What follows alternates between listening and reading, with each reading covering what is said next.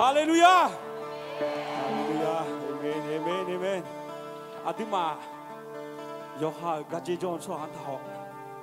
메시포 여루드아 타호 에코니아 예수 오면 병호네 아드하 자츠마 아멘. 아드 느마 워모 살라네 아드 미안 찾아츠마 자츠드마 티양아 체드 야쿠라 회흐로 에타메 사워 요지나루 야웨 미안 자츠 할렐루야. 아드마 사고루메 요나루에 도마 아드 미안 자츠 그메 아멘.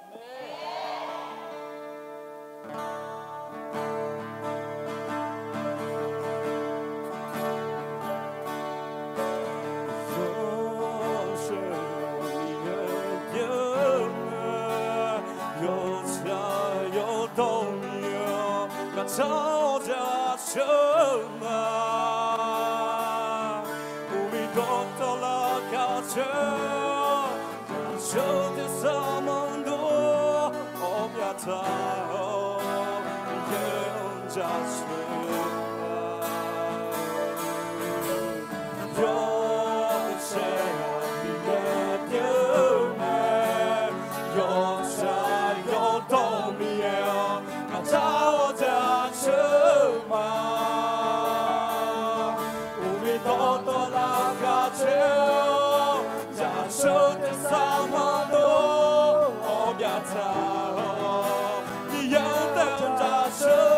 subscribe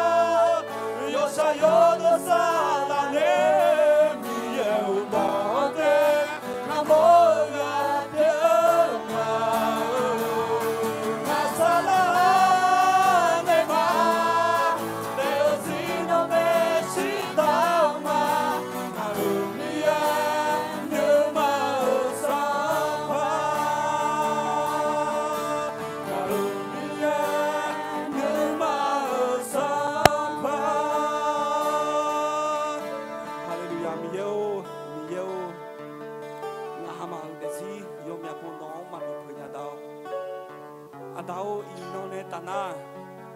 ngahama umsha yojinalu, ngahama numa salah womo dotolu, ngahama dezi non damneo, non lo ne mamio, ngahama hugajo no zami zayu dotolu. Adao no mi hang hui mo yani ko li do bibi ne la lo dao de. Gelang kuma dao gelang kuma. Ngahama ju yang e yo zong la hui ya jo ko inong ngahama. Yo se ya bibi ne la gelang kuma dao gelang kuma.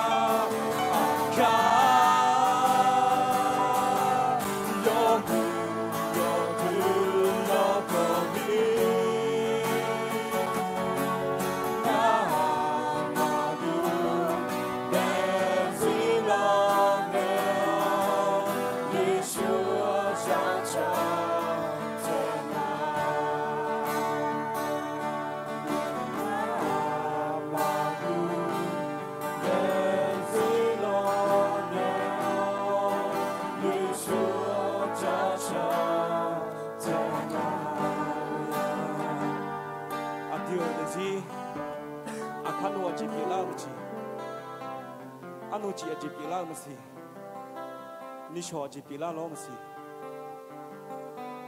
阿杜阿这比拉嘞马西亚老个，阿杜西亚的家，耶稣可里阿杜呢做乌米呢，阿杜呢图哈咋嘛？阿门。米耶有啊那路呢做咩？no 阿个就个咋个个咋么老个？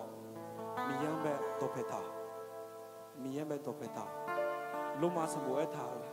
米耶哈个做好有啊那路了，可能米耶有木吉比杜拉咩嘞，知嘛？他们呢个做有啊有个塔，米耶连他阿片提个提接嘛杜了，哎老个个阿片个吉老个，米耶冇咩牙咩。มือเจออภิญเล่มทำแม่อุปโยกล้อก็เฮกาโจเดเยซูคริสต์วิโอเนเดดาลิมา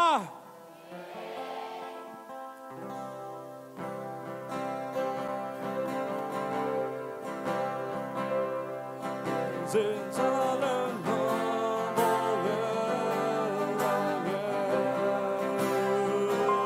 งงลางายาดาเลมา是那伟大的眼目们，要是光明眼啊，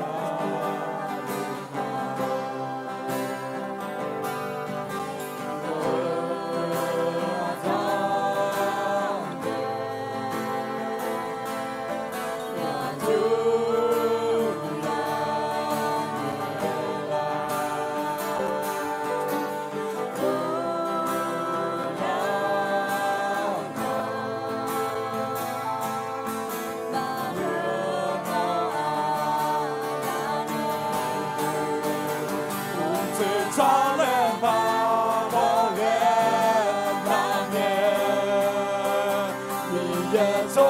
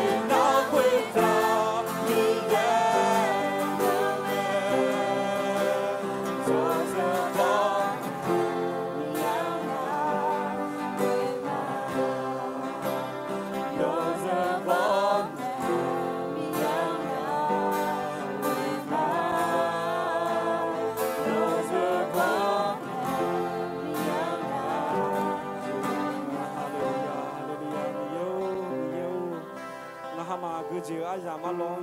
ยาโจโลของาฮามาโนอดองอุโมจีอาลามาดาวคือลองคือมาน้องงาฮามาก็ดูลองลุกยันเนี่ยงาฮามาฮอพี่เนี่ยละอาดาวงาฮามาจีอาดูบีบีเนี่ยละงาฮามาเดซีอาดาววิชาคุตางาฮามา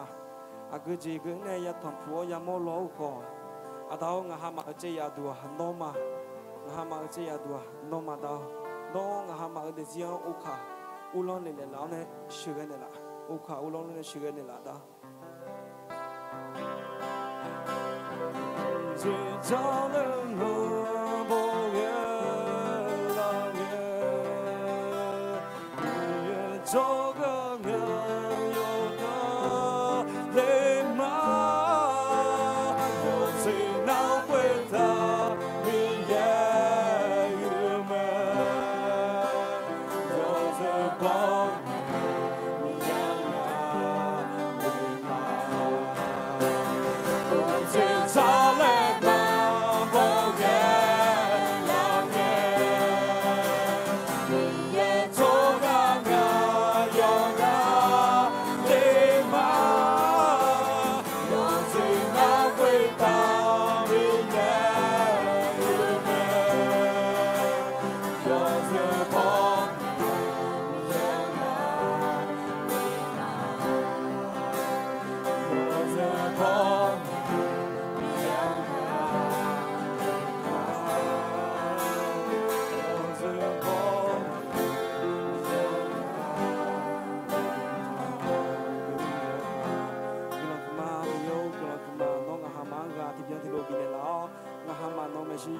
ชาวเนี่ยจะเชื่อกุลากุฎีมา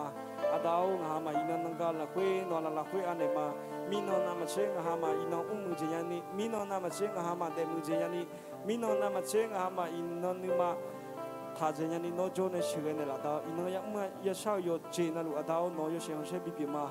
ดาวงามากันเนี่ยยักษ์เมื่อชาดาเลโยเจนัลูกุตาโยโชสลาโนโจเนเชื่อเนี่ยละสมัยเยซูคริสต์ชมยังเวอกลังเช้ามาโยเชื่อกันนะบินมา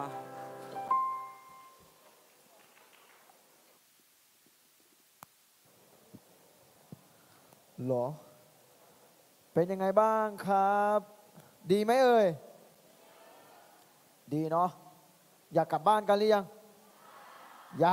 ยากอยู่ต่ออีกใช่ไหมไปจนถึงเปิดเทอมเลยไหม ถึงเวลาเดี๋ยวเราจะกลับเนาะโอเคพร้อมเราจะมาเรียนไม่ใช่ว่าเรียนดีกว่าเราจะมาฟังพระคำของพระเจ้าเนาะใช้เวลาสั้นๆก่อนที่เราจะเข้าสู่การฟังเนี่ยขอสโลแกนค่าย1 ครั้งได้ไหมเอ่ยขอแบบดังๆเลยได้ไหมครับโอเคสโลแกนค่าย3 4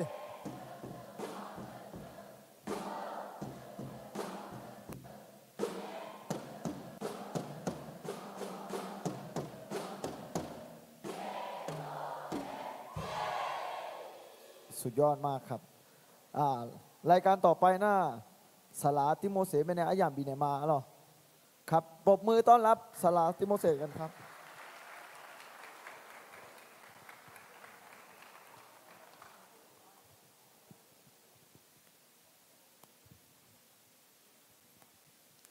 น้องๆทุกคนสบายดีไหมครับมาอยู่บ้านนี้แล้วสนุกไหมครับน้องๆแต่ละคนคิดว่าตัวเองเก่งไหมเก่งหรือไม่เก่งครับน้องๆแต่ละคนเก่งมากเลยรู้ไหมว่าทำไมพี่ถึงชมว่าเก่งไม่รู้เนาะถ้างั้นพี่จะบอกให้ทำไมพี่ถึงชมว่าเก่งเพราะน้องๆเลือกสิ่งที่ถูกที่สุดในชีวิตได้เพราะว่าเลือกที่จะรับพระเจ้าและเลือกที่จะอยู่กับพระเจ้าในเวลานี้แต่น้องๆแต่หลายคนที่เขาอาจจะรู้จักพระเจ้าเหมือนเราแต่ในวันนี้น้องๆหรือว่าเพื่อนๆแต่ละคนเขาเลือกอะไรรู้ไหมเลือกไปเล่นน้ำ นะครับก็วันนี้ก็พี่ก็ขอสวัสดีน้องๆทุกคนวันแรกที่ได้ยินว่า อาจารย์ครับอาจารย์มาแบ่งปันกับน้องๆในค่ายอนุชนหน่อยสิคำนี้ได้ยินจากใครครับฮะประธานอนุชนเมื่อได้ยินคำนี้พี่ก็คิดว่าเอ๊ะจะเอาอะไรไปแบ่งปันให้ดีหรือว่าจะเอาไปหนุนใจดีคิดแล้วคิดอีกคิดแล้วคิดอีกคิดออกไหมครับขอบคุณครับที่บอกว่าออกไม่ออกก็ต้องออกครับเพราะว่าถึงเวลาแล้วเนาะก็ดีใจที่ได้โอกาสนี้แล้วก็ได้มาแบ่งปันไม่ว่าประสบการณ์ไม่ว่าพระคำของพระเจ้าหรือว่าการใช้ชีวิตของพี่กับในมุมมองหนึ่งกับการเดินมาตอนนี้น้องคิดว่าพี่อายุกี่ปีแล้วครับถามก่อนพี่แก่ไหมพี่ยังหนุ่มอยู่ไหมยังวัยรุ่นอยู่ไหมถามก่อนว่าพี่แก่หรือยังยกมือหน่อยสิที่ใครที่บอกว่ายังยกมือหน่อยสิก็มีน่าจะมีครึ่งต่อครึ่งเนาะใครบอกว่าพี่ยังเป็นวัยรุ่นอยู่ยกมือหน่อยสิไม่มีเลยคนนั้นพี่เลี้ยงคนสุดท้ายนั้นยืนยันเพราะอะไรรู้ไหมครับเพราะว่าผมเนี่ยเป็นพ่อเขา ก็ยังเป็นทั้งพ่อเป็นทั้งพี่เป็นทั้งเพื่อนเป็นทั้งเพื่อนเล่นเป็นได้ทุกอย่างก็เลยน้องคนนั้นก็ยืนยันว่ายังหนุ่มอยู่ยังวัยรุ่นอยู่ก็วันนี้อยากจะมาแบ่งปันชีวิตส่วนตัวไปพร้อมๆกับพระคำของพระเจ้าน้องๆพร้อมหรือยังครับพร้อมที่จะฟังหรือยังถ้าพร้อมแล้วเราจะมาอ่านหัวข้อค่ายด้วยภาษาอาขาก่อนเนาะใครสะกดภาษาอาขาเป็นบ้านในห้องนี้น้องๆคนไหนสะกดภาษาอาขาเป็นบ้างยกมือขึ้นสิไม่มีเลยเราเป็นชนเผ่าอาขาต้องรักภาษาอาขาแล้วก็ต้องรักตัวหนังสืออาขาเพื่อที่ว่าวันข้างหน้าเราจะได้เป็นอาขาอย่างภาคภูมิใจหลายครั้งเราเป็นคนไทยผู้มาอาศัยอยู่ในประเทศไทยเราจะภูมิใจภาษาไทยมากกว่าภาษาอาขามันผิดไหมไม่ผิดครับแต่ว่าเราก็ต้องรู้ภาษาของตัวเองแล้วก็เข้าใจภาษาของตัวเองไว้ด้วยเพราะฉะนั้นวันนี้เราจะมาทำความเข้าใจเกี่ยวกับหัวข้อค่ายว่ายังไงครับภาษาอาขาก่อน1 2 3อีกครั้งครับภาษาไทยครับ1 2 3วัยรุ่นวัยรักถ้าใช้ตัวหนังสือผิดมันจะกลายเป็นอะไรครับวัยรุ่นวัยรักอะไรครับรักขโมยรักความรักความเข้าใจรักความเห็นแก่ตัวนะครับเพราะฉะนั้นถ้าเมื่อพูดถึงภาษาไทยแล้วเราต้องใช้ภาษาไทยให้ชัดเจนแล้วก็ต้องให้ชัดเจนในภาษาอาขาด้วยแต่พี่พูดอาจจะไม่ชัดเจนนะแต่พี่เข้าใจว่าใช้รอเรือกับรอลิงนั้นมันต่างกันยังไงฉะนั้นวันนี้พี่อยากจะอธิบายความหมายของคำว่ารักนะถามก่อนในห้องประชุมนี้ใครที่ยังไม่ถึงอายุ15 ปีตั้งแต่15 ปีลงมายกมือหน่อยครับเยอะเนาะ15 ถึง 17 ปี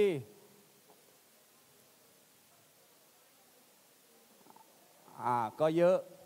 แล้วใครตั้งแต่18 ปีถึงขึ้น18 ปีขึ้นไปยกมือหน่อยครับมีผู้ที่รู้คำว่ารักเยอะแต่จะเข้าใจคำว่ารักไหมนั่งอีกทีหนึ่งเนาะรู้กับเข้าใจไม่เหมือนกันนะครับเพราะฉะนั้นวันนี้เราจะมาทำความเข้าใจกับคำว่ารักสั้นๆแต่มีความหมายที่ยาวมากเนาะก็เลยวันนี้ก็เลยอยากจะแบ่งปันเกี่ยวกับเรื่องของคำว่ารักเนาะคำว่ารักสั้นๆแต่มีสิทธิอำนาจมีพลัง ให้เราเปลี่ยนการใช้ชีวิตความเป็นอยู่ทัศนคติในการมองนะทัศนคติในการคิดเพราะฉะนั้นวันนี้หัวข้อไข่ก็บอกว่าถ้าเป็นภาษาขาก็บอกว่ากาญาซากูถ้าเป็นภาษาไทยก็บอกว่าวัยรุ่นวัยรัก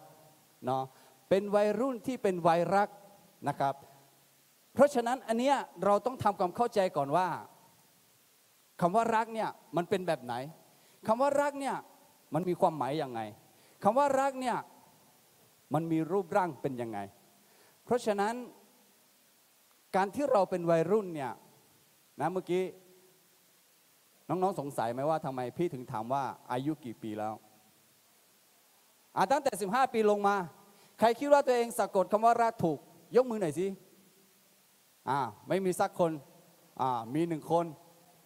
ตั้งแต่15 ปีลงมาใครคิดว่าตัวเองสะกดคำว่ารักถูกยกมือหน่อยไม่ได้ถามผิดนะครับแล้วก็ไม่ได้ถามจับผิดด้วย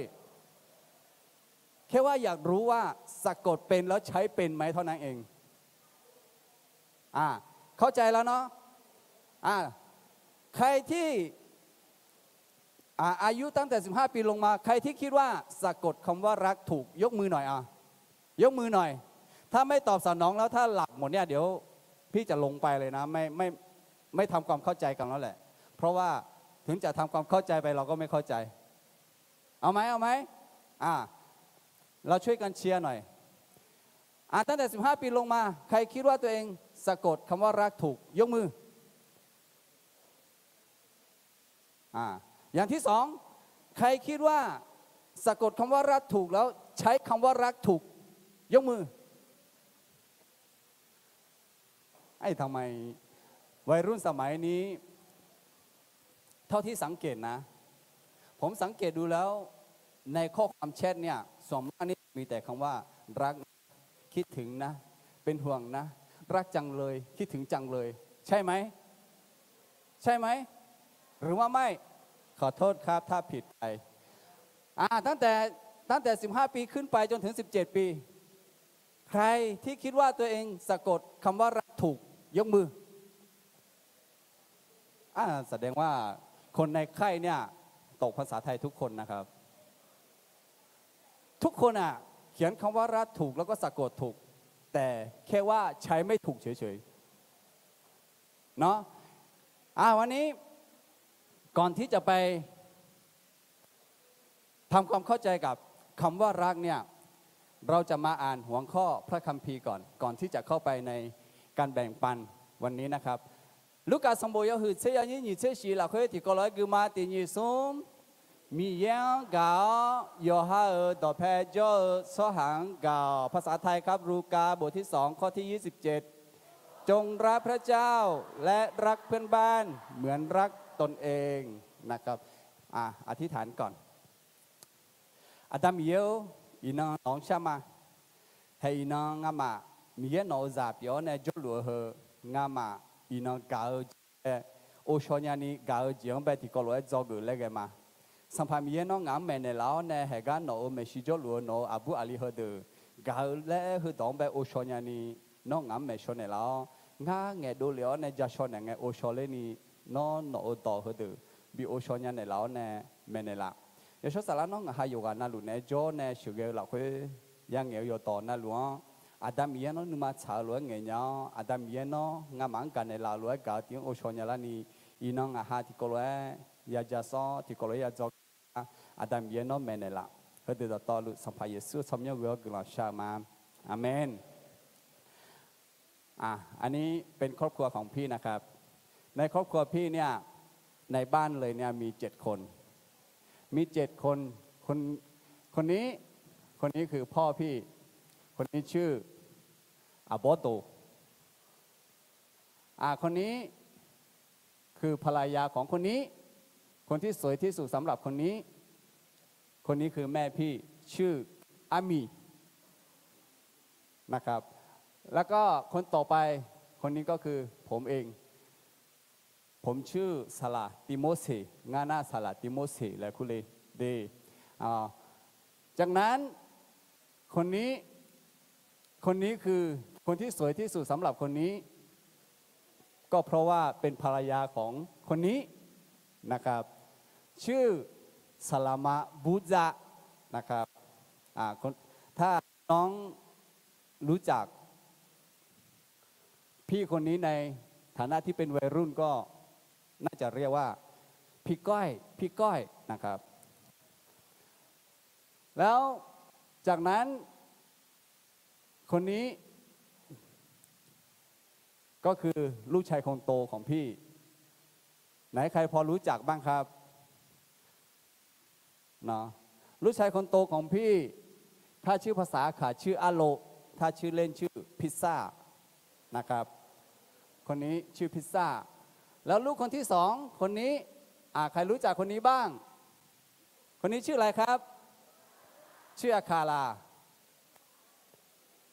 ชื่ออาคายังไม่รู้ใช่ไหมลูกสาวพ่อไม่อายเนาะที่จะบอกชื่ออาคาให้เพื่อนๆฟังเนาะชื่ออากุมนะครับชื่ออากุมชื่อเล่นก็ชื่อโดนัทแล้วคนที่สามคนนี้นะครับคนนี้เหมือนคนนี้ไหมนะครับสามคนนี้จะคล้ายกันคนนี้เป็นเอกสารของคนนี้คนนี้เป็นเอกสารของคนนี้นะครับคนนี้คือลูกชายคนเล็กไหนคนนี้อยู่ไหนยกลุกขึ้นหน่อยสินุ่นหัวเหลืองนุ่น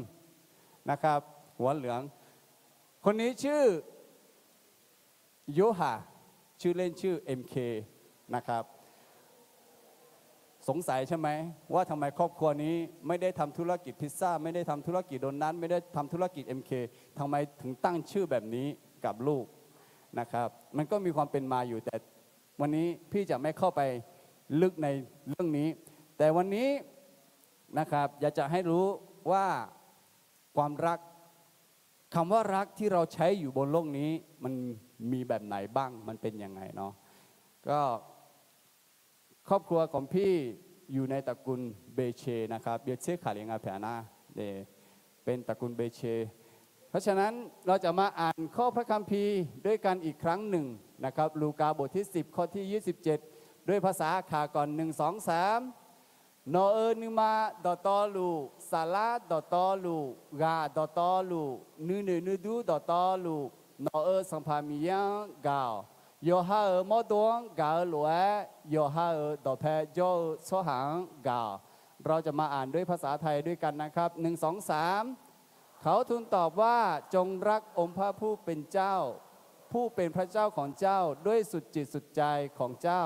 ด้วยสุดกำลังและสิ้นสุดความคิดของเจ้าและจงรักเพื่อนบ้านเหมือนรักตนเองนะครับถ้าเราจะทำความเข้าใจกับคำว่ารักเนี่ยคำว่ารักเนี่ยมันเป็นแค่คำสั้นๆเราอาจจะเข้าใจได้ง่ายๆแต่หารู้ไหมว่าคำว่ารักเนี่ยมันเป็นแค่คำสั้นๆแต่มีความหมายที่ยืดยาวและก็มีความหมายที่หลายครั้งเราอาจจะไม่สามารถเข้าใจได้เพราะฉะนั้นกับคำว่ารักเนี่ยถึงแม้ว่าจะเป็นแค่คำสั้นๆแต่เราต้องใช้เวลาในการทำความเข้าใจตามช่วงเวลานะครับสมัยนี้อดีตมิสาวกุตาจงเอกาและเฮต่อเฮยอยุ่งกันดุงอะไรกาและเฮต่อเราเฮต่อจือหอมยานี่อ้วนเนี่ยหอมมังนี่อ้วนไหมคุยมีเนี่ยกาจีและเฮกับแบบอดีตโอชอนยาเนี่ยอายามอร่อยยาจุมาอายามอร่อยจุมาเนี่ยมังก็ตากาจีและเฮกับโอชอนยาคนนี้อดีตกุลเฮที่เจน่าก็จริงไงนะอดีตมีเยอะต่อนะอดีตเด็กเสียคุยอดีตเด็กเสียก็ดูกาจีและเฮกับโอชอนีมีเยอะต่อเฮกับเมธาเราเป็นลูกพระเจ้าเนี่ยเรามีความโชคดีมากกว่าคนบนโลกนี้ทั่วไปเพราะอะไรเพราะว่ากับสิ่งที่เรารู้กับสิ่งที่เราอยากรู้เนี่ยในพระคำของพระเจ้าเนี่ยได้สอนเราไว้ว่าควรเป็นแบบไหนควรทำยังไงต้องเข้าใจยังไงอันนี้คือความได้เปรียบของคนที่เป็นคริสเตียนทีนี้เนี่ยอีน้องอะไรก็คือกาหงาเจรัก5แบบไหนใครรู้บ้างว่าบนโลกนี้มีความรักกี่แบบเอาดังๆเลยครับ4แบบเอาแล้ววันนี้พี่จะเอาไปเอามาจากไหนดีถ้าไม่มีบนโลกนี้อีก1แบบ ถ้าความรักบนโลกนี้มีแค่4แบบแล้วพี่จะไปเอาที่ไหนดีอะฮะเพราะว่าพี่ก็ตั้งหัวข้อมาว่ารัก5แบบฮะอ้าวงานเข้าแล้วครับ เอาถ้าน้องๆตอบว่ารักบนโลกนี้มีรัก5แบบไหนตอบหน่อยสิว่าเหมือนที่พี่เตรียมมาไหมเอารักแบบที่1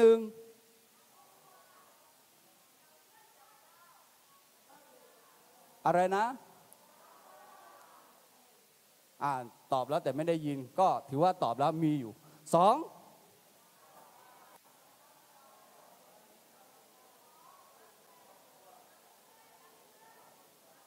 รับเพื่อนรับแฟนรับอะไรไม่รู้ไม่ได้ยินก็ถือว่าตอบแล้วผ่าน3รักตัวเองนี่ชัดเจนครับ3 4อะไรนะอะไรนะรักคนข้างเคียงรักเพื่อนบ้านพ่อแม่รักพ่อแม่ก็มีส่วนถูกแล้วก็มีส่วนที่เข้าใจอยู่เพราะฉะนั้น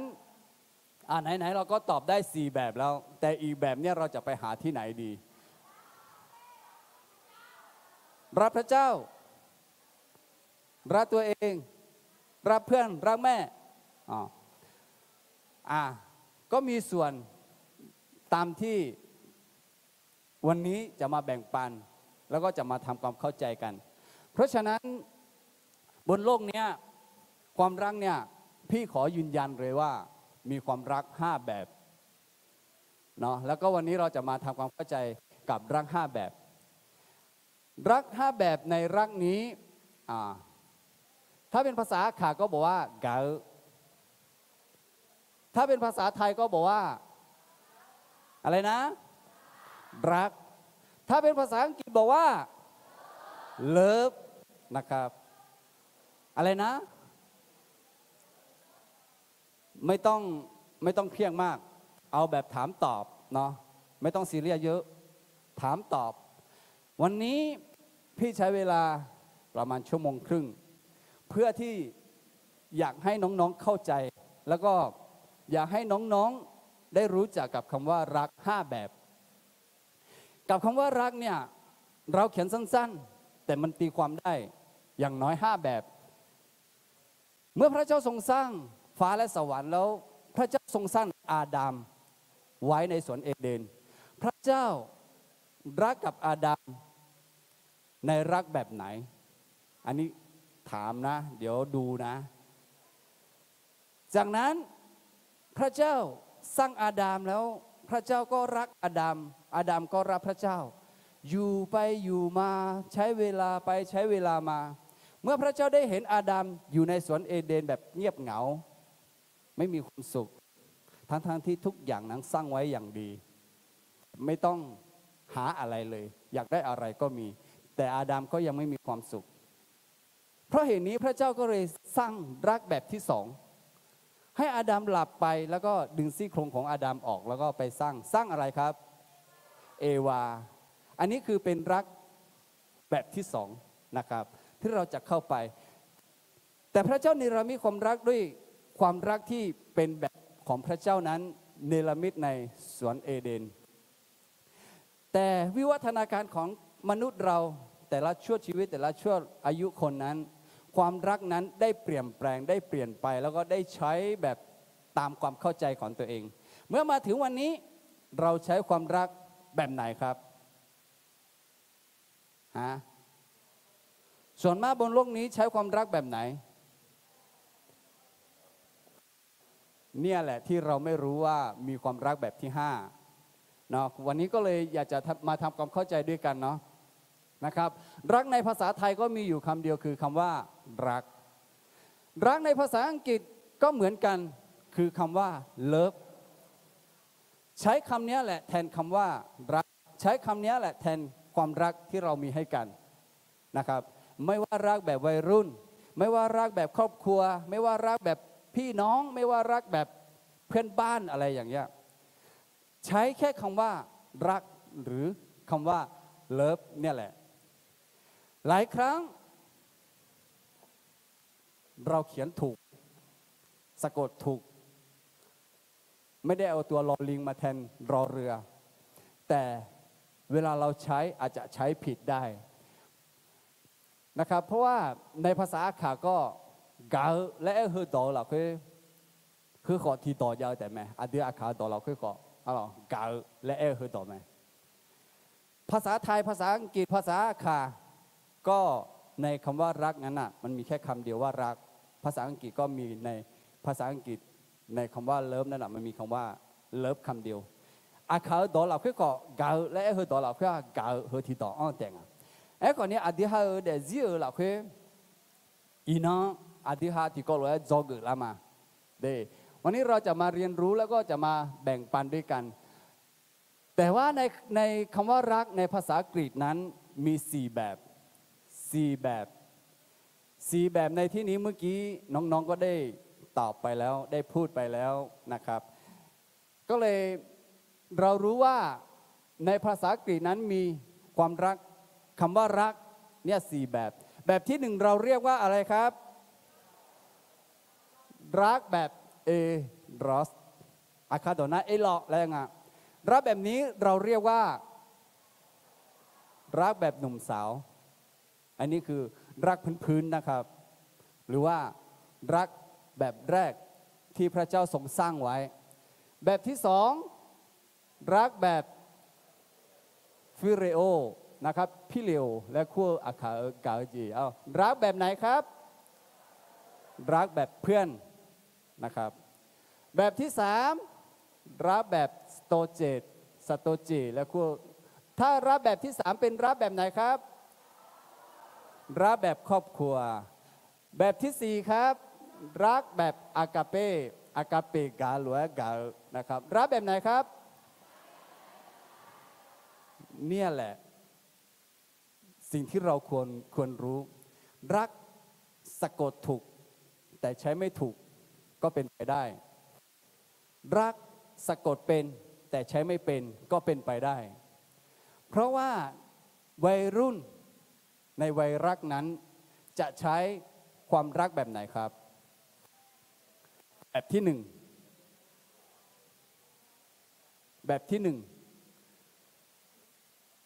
แต่ใน4แบบนี้พอใช้ได้ในความรักที่เรามีให้กันในการใช้ชีวิต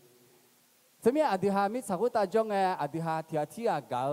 อะไรกันเนี่ยและเหรออะไรเกาตีหัวในกันหรอเดหมอเลี้ยวยาเลี้ยวมีในเกาดูแล้วสวยดูแล้วหล่อดูแล้วตรงสเปคดูแล้วได้รูปทรงเฮอแน่อะไรกันหมอเลี้ยวในเกาเพราะฉะนั้นอันนี้เป็นแค่รักเริ่มต้นที่มนุษย์เราทุกคนใช้กันในรัก4แบบนั้นในระดับหนึ่งแต่วันนี้เมื่อกี้ได้บอกแล้วว่าวันนี้เราจะมาทำความเข้าใจกับรัก5แบบalors gà ngà dễ là cái nhúc cái ní dễ đó mà giá gà ngà dễ yu nè do cái lê lê cái dễ yu nè gà bị lê cái lê lê này nè ทีนี้เรามาดูนะครับทีนี้เปลี่ยนแล้วนะครับรับแบบที่หนึ่งอ่านด้วยกันครับรักเพราะให้ผลประโยชน์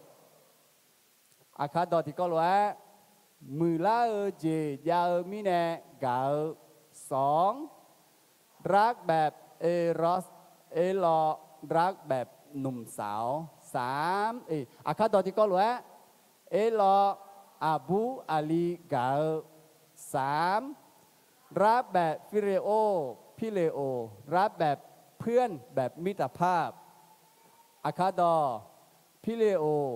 ชอกาลวยกา4รักแบบสโตเจรักแบบครอบครัวสโตเจลอจีกาแบบที่5รักแบบอากาเปรักแบบไม่มีเงื่อนไขใช่ไหมนะอากาเปโตโอมาโดนีกา และมองอาคาต่อหน้าให้คิดก่อนให้คิดก่อนในช่วงเวลานี้เราใช้ความรักแบบไหนรักกับคนรอบข้างแบบที่หนึ่งเหรอใช้แบบไหนเลือกให้ถูกตามเวลานี้ณเวลานี้เรารักกันเนี่ยเราใช้ความรักแบบไหนในการบอก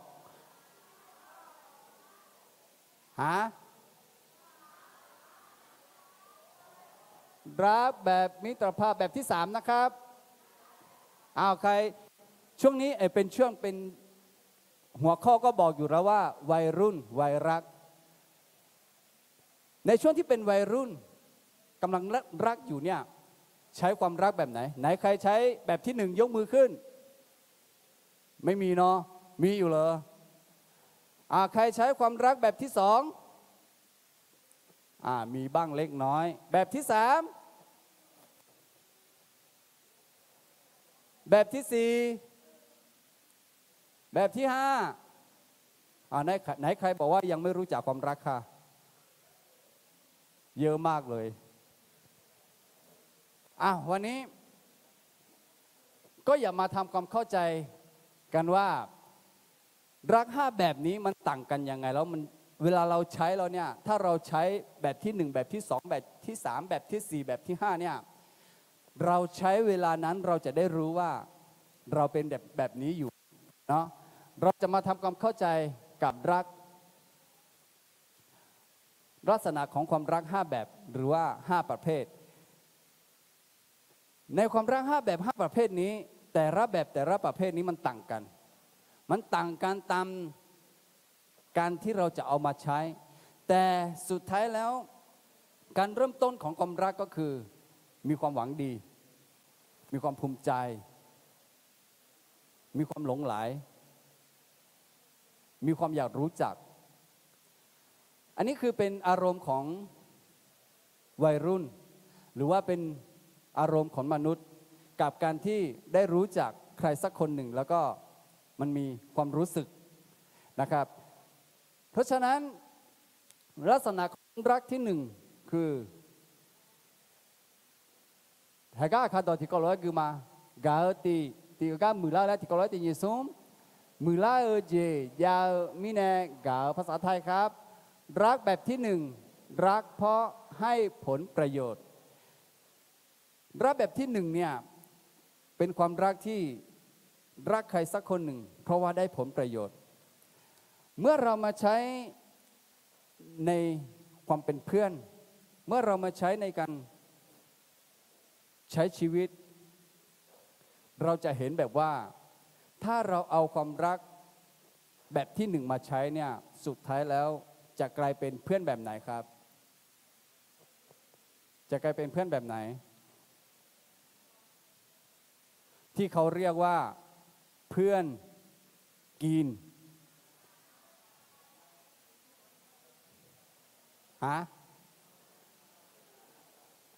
เพื่อนกินหาง่ายเพื่อนตายหายากใช่เพื่อนกินหาง่ายเพื่อนตายหายากเพื่อนกินหาง่ายเพื่อนตายหายากใช่เนาะใช่นะครับ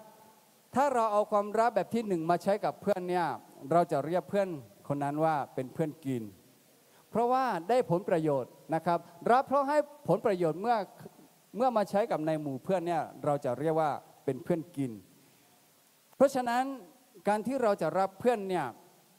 เราไม่ควรที่จะเอาความรักนี้มาใช้กับเพื่อนอย่างน้อยๆเราต้องมีความรู้สึกดีๆให้กันอย่างน้อยๆเราก็ต้องมีการให้เกียรติกันนะครับเพราะถ้าเราเอาความรักแบบที่ได้ผลประโยชน์หรือว่ารับเพราะให้ผลประโยชน์เนี่ยสุดท้ายแล้วเราจะเป็นเพื่อนกันได้ไม่นานสุดท้ายแล้วเราจะแยกทางกันนะครับเพราะฉะนั้นรับเพราะให้ผลประโยชน์เนี่ยเมื่อเรามาใช้ในหมู่เพื่อนเนี่ยสุดท้ายก็คือเป็นเพื่อนกินไม่ใช่เพื่อนสนิทไม่ใช่เพื่อนแท้แล้วสุดท้ายแล้วเพื่อนคนนั้นก็จะเรียกเราว่าไม่ใช่เพื่อนเรานะครับอันนี้ความรักนี้เราไม่ควรนำมาใช้ กับเพื่อนกับความรักกับอะไรก็ตามเราไม่ควรนำมาใช้เพราะฉะนั้นความรักแบบนี้ถือว่าเป็นความรักที่ผิดพระเจ้าไม่ได้เนรมิตความรักแบบนี้บนโลกนี้แต่มนุษย์เราเมื่อเปลี่ยนยุคเปลี่ยนสมัยความรักหลายแบบหลายเหตุการณ์หลายความคิดมนุษย์พัฒนาความคิดแล้วก็มนุษย์เจริญเติบโตในการใช้ชีวิตปุ๊บค้นหาหลายสิ่งหลายอย่างมาใช้กับชีวิตเพราะฉะนั้นความรักที่ให้กันเพราะว่าได้ผลประโยชน์นี้เป็นรักที่มนุษย์สร้างขึ้นพระเจ้าไม่ได้สร้างอันนี้เป็นรักที่ผิดมากเพราะฉะนั้นถ้าเราสะกดรักถูกแต่ใช้คำว่ารักไม่เป็นเนี่ยเราอาจจะใช้ความรักนี้มาให้กับคนที่เรารักหรือว่าคนที่เราถูกใจหรือว่าคนที่เราถูกสเปคก็ได้ใช่ไหมครับใช่ไหมเป็นไปได้ไหมเป็นไปได้นะครับอย่าคิดว่าไม่เพราะว่าถึงเราจะสะกดถูกแต่ว่าถ้าเรายังใช้ไม่เป็นเนี่ยไม่รู้ว่าเราจะใช้แบบไหนแล้วก็เรามาใช้อาจจะไม่ตั้งใจที่จะหวังผลประโยชน์แต่สักวันหนึ่งเดี๋ยวพี่จะชี้ให้เห็นว่าเราเจอกันแล้วเราบอกว่าความรักของพี่นั้นน่ะให้น้องเต็มร้อยเลยความรักของน้องเนี่ยให้พี่เต็มร้อยเลยแต่สุดท้ายแล้วทำไมไปด้วยกันไม่ได้ก็เพราะว่าใช้ความรักนี้เป็นการรักเป็นการสื่อการที่เราเจอกันเนี่ยเมื่อเจอกันเนี่ยเราไม่รู้หรอกว่าเราจะได้เจอผู้หญิงคนนี้เราจะได้เจอผู้ชายคนนี้แต่จู่ๆเราไปที่ใดที่หนึ่งแล้วไปเจอผู้ชายที่ถูกใจเป็นผู้ชายที่ถูกสเปคเราก็เลยเกิดอารมณ์แล้วก็เกิดความคิดที่ว่าคนนี้ถูกสเปคเรานี่เราน่าจะคบหากับคนนี้ดูนะเนี่ยคบไปคบมาความรักเราตอนเริ่มต้นเนี่ยเราจะใช้ความรักแบบที่สองเนี่ยแหละแต่อยู่ไปอยู่มาอยู่ไปอยู่มาคนที่เราอยู่ด้วยนี่ก็ให้ผลประโยชน์กับเราเขาเลี้ยงเราได้เขาดูแลเราได้นี่ก็ดีไปสักพักหนึ่งแต่จู่ๆไปเจอคนที่ดีกว่าก็เปลี่ยนไปอันนี้เป็นความรักที่ยังไม่เข้าใจว่าเราจะใช้ความรักแบบไหนในการสะกดแล้วก็ใช้คำว่ารักนะครับความรักแบบนี้อาจจะเกิดขึ้นได้เยอะกับบนโลกนี้แต่เรายืนยันนะครับว่าเราจะไม่ให้เกิดกับชีวิตเรายืนยันไหมครับนะยืนยันนะถ้ายืนยันได้ปุ๊บกับความรักที่เราอาจจะเริ่มต้นด้วยความที่ไม่ได้ตั้งใจแต่พี่ขอให้คำมั่นสัญญาว่าถ้าเราไม่ใช้ความรักที่รักเขาเพราะว่าได้ผลประโยชน์เนี่ยความรักน้องๆแต่ละคนจะไม่มีคำว่าอกหักความรักของน้องๆแต่ละคนจะไม่มีคำว่าอกหักเพราะว่าความรักถ้าเราใช้ความรักแบบที่หนึ่งเนี่ยรักใครสักคนหนึ่งเนี่ยสุดท้ายแล้วก็คือจะได้สะกดคำว่าอกหักด้วยอันนี้แน่นอนครับสุดท้ายแล้วจะได้สะกดคำว่าอกหักด้วยเพราะว่าเป็นความรักที่ให้แค่เผิวเผิงหรือว่าเป็นการให้ความรักแค่ชั่วครู่ชั่วคราวนะครับเพราะฉะนั้นการใช้ชีวิตในวัยรุ่นในวัยที่มีความรักในวัยที่มีความรู้สึกเปลี่ยนแปลงบ่อยนั้นเราต้องเข้าใจในเรื่องของคำว่ารักด้วยถ้าเราเข้าใจแล้วความรักเราถึงแม้ว่าจะเป็นรักเด็กๆจะเป็นรักวัยใสๆแต่เชื่อว่าจะเป็นรักที่มั่นคงนะครับเดี๋ยวพี่จะเล่าให้ฟังนิดหนึ่งชีวิตพี่เนี่ยสะกดคำว่ารักเป็นเนี่ยน่าจะตั้งแต่กี่ปีดีครับลองทายดูสิกี่ปีครับ12 15ชีวิตของพี่เนี่ยสะกดคำว่ารักเป็นเนี่ยตั้งแต่อายุประมาณ15ปีครับภาษาไทยนั้นสะกดถูกอยู่แต่ยังใช้ไม่ถูกภาษาอังกฤษน่าจะสะกดได้ประมาณป .5 เพราะว่าพี่ได้เริ่มเรียนภาษาอังกฤษตอนป .5 ตอนสมัยพี่เป็นวัยรุ่นนั้นภาษาอังกฤษจะสอนเฉพาะป .5 ถึงป .6 ป .5 นั้นจะได้เรียน A B C D แต่ป .6 แล้วนั้นจะได้เรียน What is it What's your name อะไรอย่างเงี้ยอันนี้คือจุดเริ่มต้นของความเข้าใจของคำว่าสะกดคำว่า love เป็นนะครับเพราะฉะนั้นพี่รู้จักคำว่ารักหรือว่าสะกดคำว่ารักเป็นตั้งแต่อายุประมาณ15 ปีจากนั้นก็เริ่มใช้เป็นไหมครับโดยส่วนตัวพี่ตอบว่าพี่ใช้ไม่เป็นและก็ใช้ไม่ถูกด้วยเมื่อสะกดเป็นอายุประมาณ15 ปี17 18ผ่านไปประมาณ16ปลาย17พี่ก็เริ่มสะกดคำว่าอกหักแล้วสะกดคำว่าอกหักนี่ไม่ต้องฝึกครับไม่ต้องเรียนครับสะกดเป็นเลย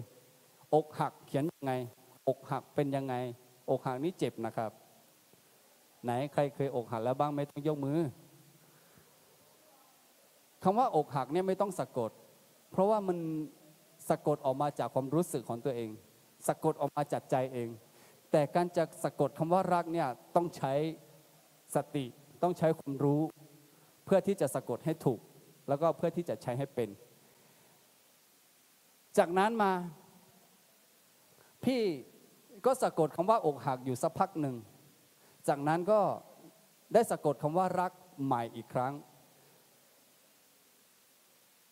ในวันที่9 เดือน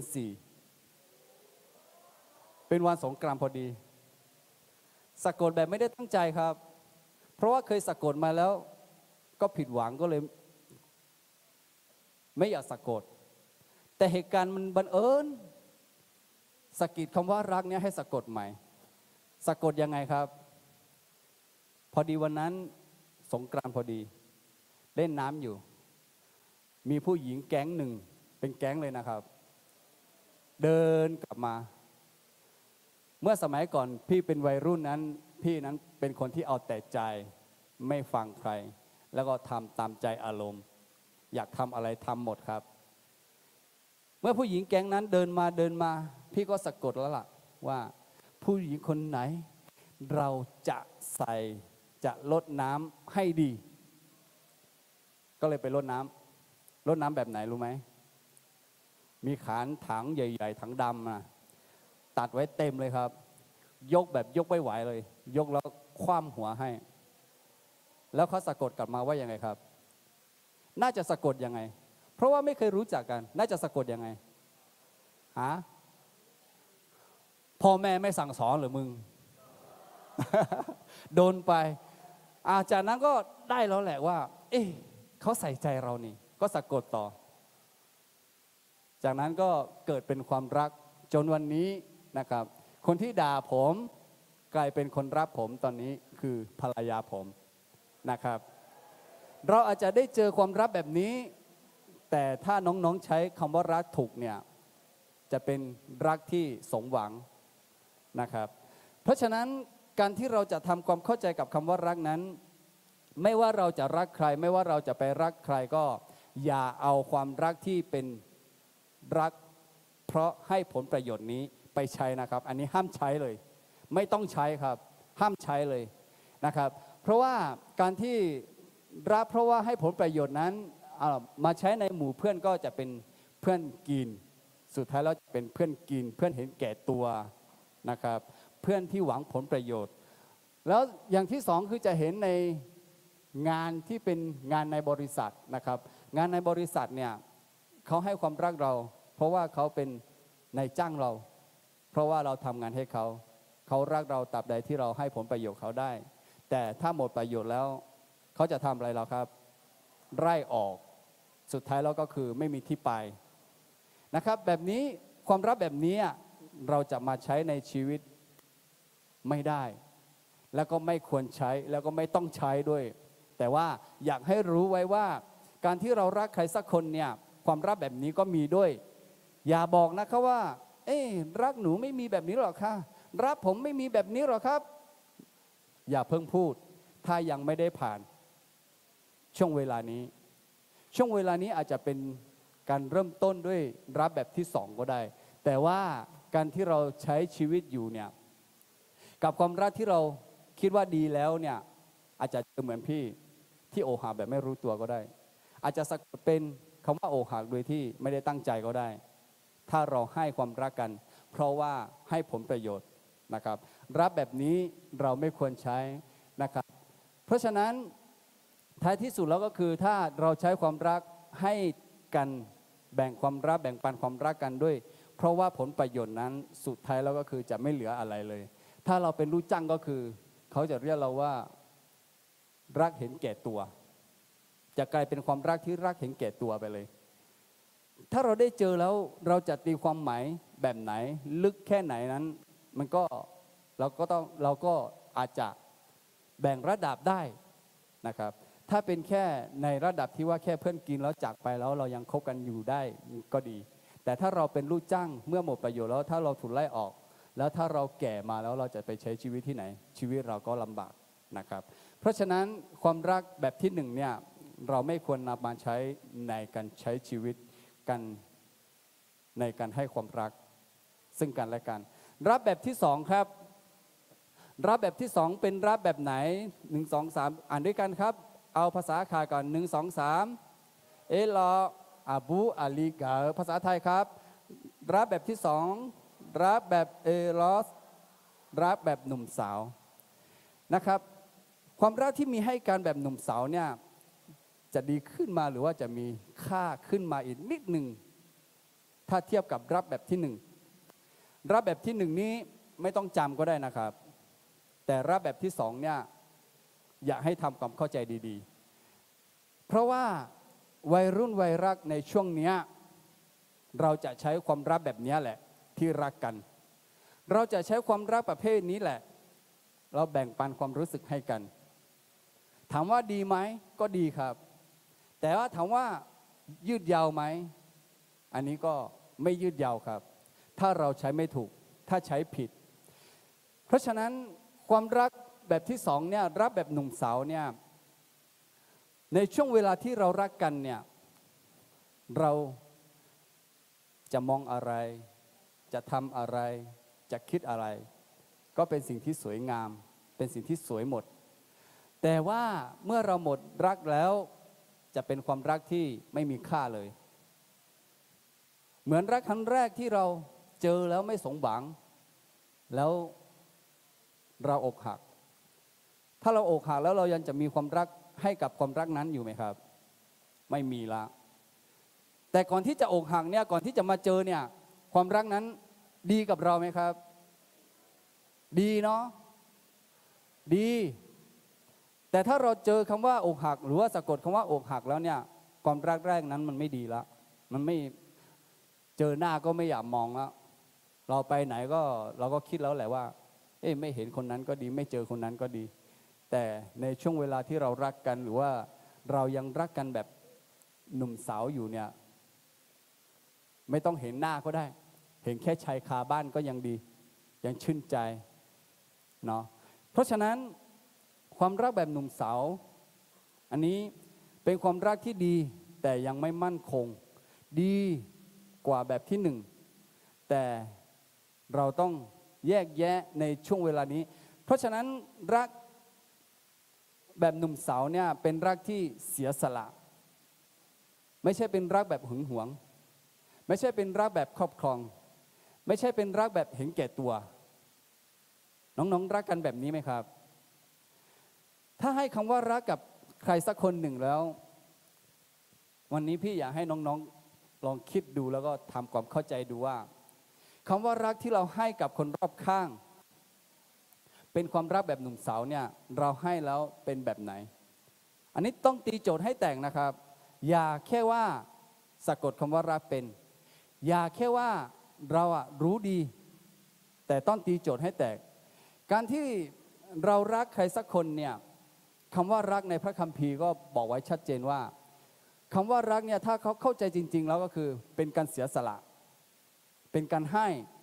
เป็นการแบ่งปันเป็นการถวายตัวเป็นการให้เกียรติอันนี้แหละคือรักแบบหนุ่มสาวที่จริงๆแล้วก็รักแล้วจะไม่ผิดหวังนะครับ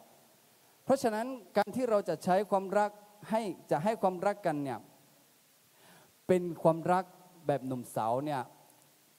กับคำที่ว่าเอลอสเนี่ยเป็นการเสียสละง่ายๆเลยแต่หลายครั้งเมื่อเรารู้จักคำว่ารักแล้วเมื่อแบ่งความรักให้กันแล้วเราจะไม่อยากเสียสละแต่อยากจะเห็นแก่ตัวอยากได้อยากครอบครองอยากให้อยู่ใกล้ตลอดอยากให้เข้าใจตลอดอันนี้คือเป็นความรักที่มนุษย์เราใช้กันแล้วก็ให้กันแต่รู้หรือไม่ว่าจริงๆแล้วที่เราให้ความรักกันเนี่ยเราใช้ความรักในระดับนี้ที่เราแบ่งปันความรักคนให้กับคนรอบข้างนะครับเพราะฉะนั้นความรักแบบหนุ่มสาวเนี่ยเรารักกันเพราะว่าอะไรครับเพราะว่าเราชอบเพราะว่ามีแรงดึงดูดเพราะว่าน่าสนใจเพราะว่ามันถูกสเปคเพราะว่ามันถูกใจในที่นี้มันมีหลายอย่างนะครับถูกใจถูกสเปคเนี่ยไม่ว่าเรื่องหุ่นเรื่องหน้าตาเรื่องการพูดเรื่องการแสดงท่าทางกิริยาการที่เราได้รู้ได้ร่วมงานด้วยกันได้เข้าค่ายด้วยกันแล้วเห็นเขาทำแล้วมันถูกใจเราก็เลยจะเกิดความรู้สึกที่น่าสนใจขึ้นนะครับเพราะฉะนั้นอยากให้เรารู้ว่ารักแบบที่สองเนี่ยก็เป็นรักที่ไม่มั่นคงมากนักแต่เป็นความรักที่ดีในระดับหนึ่งเพราะว่าเป็นความรักที่ไม่เห็นแก่ตัวถ้าเราบอกว่าไม่เหมือนที่เราคิดเลยไม่เหมือนที่ผมดูเลยไม่เหมือนที่ผมเข้าใจเลยแล้วก็ทิ้งความรักไปเนี่ยคนนั้นแหละเป็นคนเห็นแก่ตัวใช้ความรักที่รักเขาเพราะว่าได้ผลประโยชน์ถ้าเราใช้ความรักที่เป็นเอลอสหรือว่าใช้ความรักแบบหนุ่มสาวแล้วถ้าเข้าใจจริงๆนะถ้าเข้าใจจริงๆจะใช้แบบว่าเสียสละนะครับแบบที่สามลักษณะของรักแบบที่สามakadot guma gal sum pileo ชอกาลวยการักแบบที่สาม1 2 3รักแบบฟิเรโอรักแบบเพื่อนแบบมิตรภาพนะครับความรักแบบที่สองนั้นอาจจะดีกับความรู้สึกในวัยนั้นๆแต่เป็นความรักที่ยังไม่ค่อยดีมากแต่รักแบบเพื่อนรักแบบมิตรภาพนี้คือพี่ขอยืนยันเลยว่าดีใช้กับรักแบบหนุ่มสาวก็ได้ใช้แบบรักกับเขาในการทำงานก็ได้ใช้แบบรักเพราะว่าเป็นเพื่อนกันผู้ชายรักผู้ชายผู้หญิงรักผู้หญิงอันนี้ไม่ใช่กระเทยรักกระเทยนะครับไม่ใช่ทอมรักทอมแต่ความรักแบบที่สามเนี่ยเป็นความรักที่ผู้ชายแบ่งความรักให้กับผู้ชายในภาพที่ว่าเป็นเพื่อนกันเพื่อนสนิทเพื่อนที่ดีที่แบ่งทุกอย่างให้ได้ที่ให้ทุกอย่างได้นะครับเพราะฉะนั้นความรักของรักแบบที่สามเนี่ยรักแบบฟิริโอเนี่ยเป็นการรักแบบเพื่อน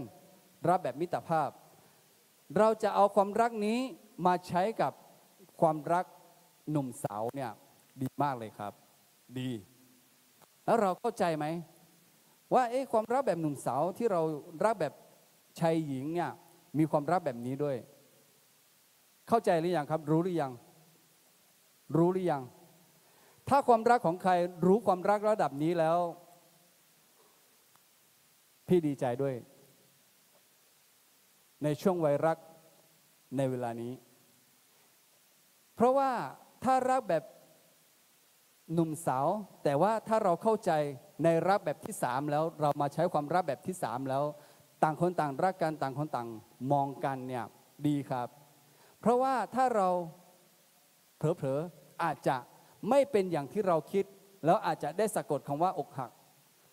ก็ไม่ผิดหวังครับถ้าเราใช้ความรักแบบที่สามรักกันเพราะอะไรรู้ไหมเพราะว่าเรารักเขา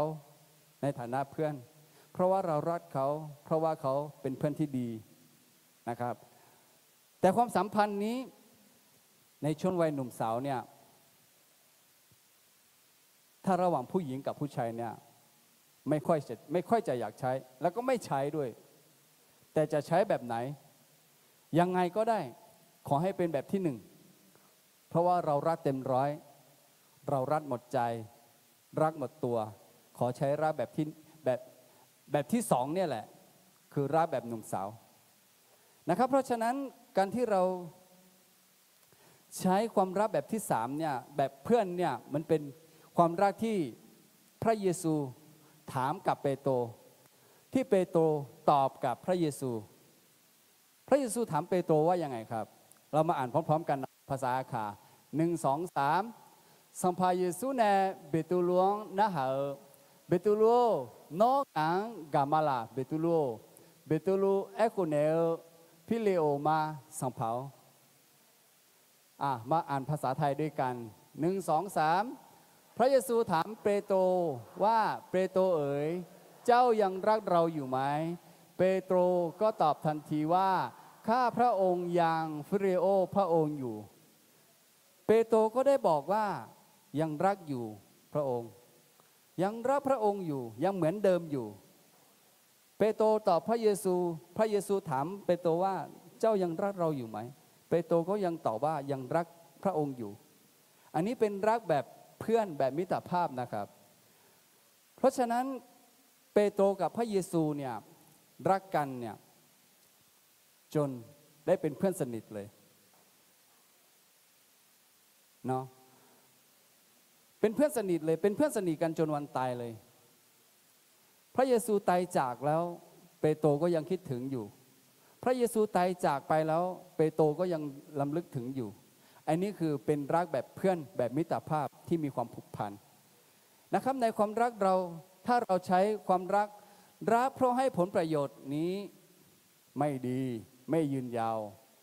รักแบบหนุ่มสาวเนี่ยดีกว่ารักเพราะให้ผลประโยชน์นิดนึงแต่ถ้าเราใช้ไม่ถูกอาจจะผิดหวังได้รักแบบหนุ่มสาวเนี่ยเพราะฉะนั้นอย่างน้อยๆก็อยากจะหนุนใจว่าให้เรารักในช่วงวัยรักเนี่ยทำความเข้าใจแล้วก็รักแบบเพื่อนก่อนถ้ารักแบบเพื่อนแล้วเรามั่นใจเราเข้าใจกันแล้วถ้าเราสร้างความสัมพันธ์ไปในระดับหนึ่งก็อันนั้นก็มันเป็นตามวัยของพวกเรากับการที่จะแบ่งความรักให้กันนะครับสมัยเนี้ย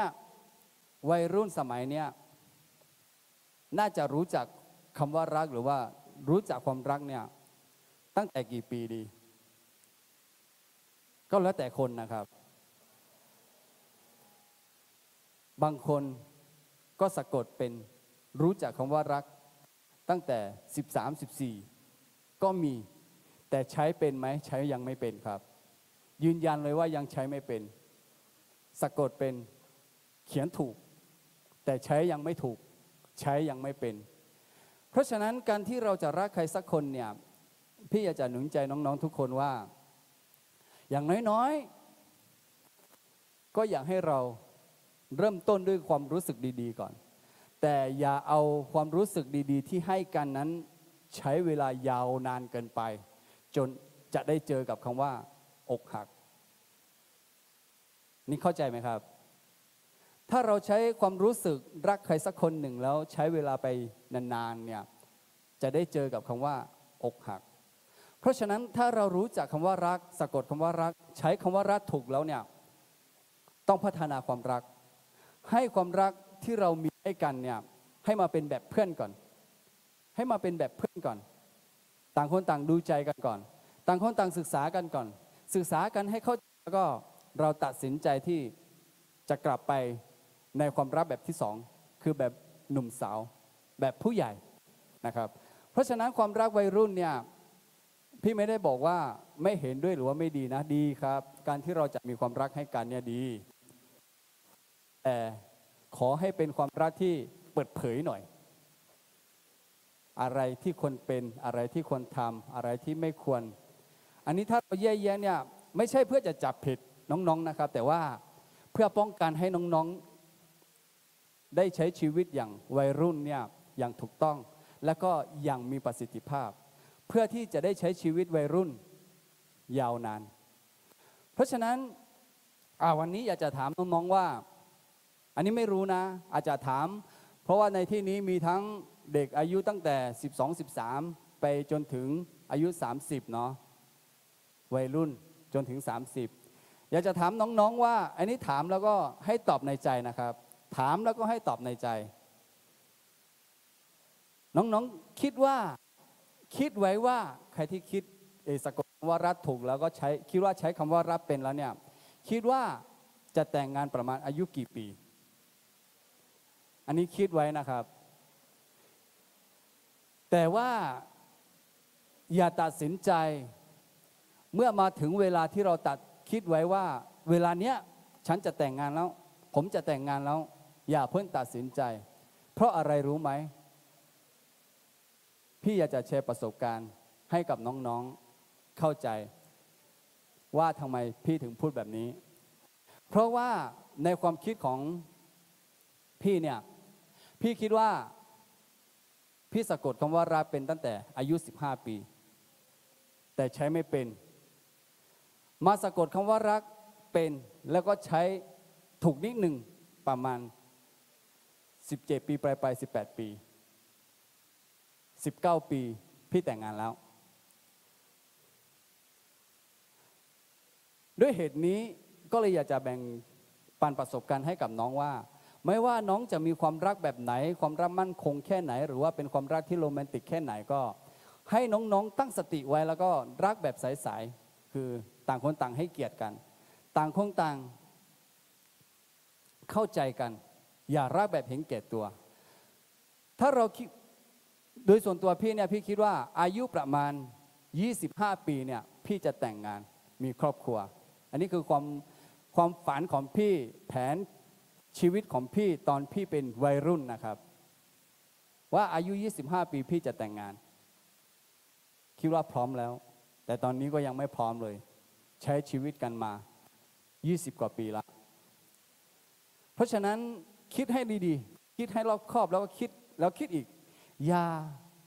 เอาความรักอย่าใช้ความรักแบบผ่านไปวันๆถ้าเราใช้ไปแบบนั้นเนี่ยสุดท้ายแล้ว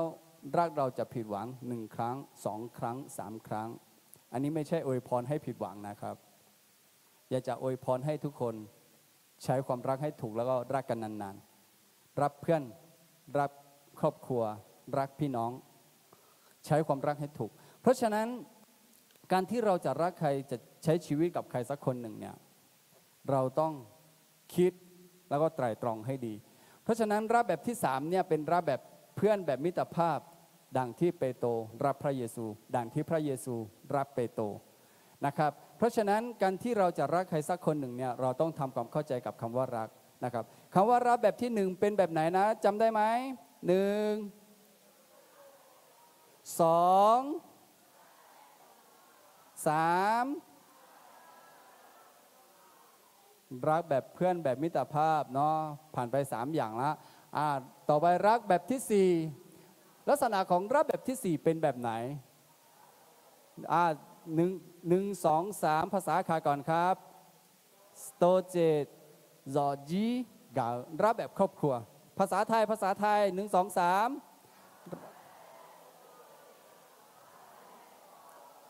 รักแบบครอบครัวนะครับรักแบบที่4เป็นรักแบบครอบครัวในความรักของครอบครัวในความรักของพ่อแม่ที่ให้กับลูกนั้นหลายครั้งที่เราเป็นลูกที่เราอยู่ในฐานะที่เป็นลูกที่เราอยู่ในช่วงที่เป็นวัยรุ่นหลายครั้งเราอาจจะไม่เข้าใจกับความรักนี้พ่อแม่แต่อยากให้น้องๆรู้ว่าพ่อแม่แต่ละคนที่รักน้องๆเนี่ยที่เป็นพ่อแม่หรือว่าพี่น้องเนี่ยเขาหวังดีทุกอย่างนะครับหวังดีเสมอครับเพราะว่าเป็นรักแบบครอบครัวรักแบบครอบครัวนี้ไม่ต่างจากรักที่พระเจ้าให้เราไม่ค่อยต่างมากหรือว่าจะว่าไม่ต่างเลยก็ได้เพราะว่าแม่แต่ละคนที่เป็นแม่เราที่เป็นพ่อเราเนี่ยเขายอมได้ทุกอย่างเหมือนพระเยซูยอมตายบนกางเขนเพื่อเราเพราะฉะนั้นความรักของครอบครัวเนี่ยความรักแบบครอบครัวเนี่ยเป็นความรักที่พ่อแม่มีต่อลูกระหว่างลูกกับพ่อแม่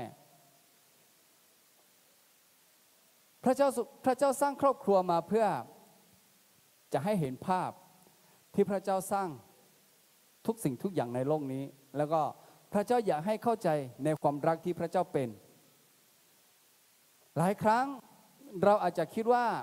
เราเป็นลูกหรือว่าเป็นช่วงอยู่ในช่วงวัยรุ่นเนี่ยอาจจะคิดว่าถ้าเป็นพระเจ้าเนี่ยพระเจ้าปล่อยตามหนูแหละพระเจ้าปล่อยตามอารมณ์ผมแหละแต่ทำไมในพระคัมภีร์หรือว่า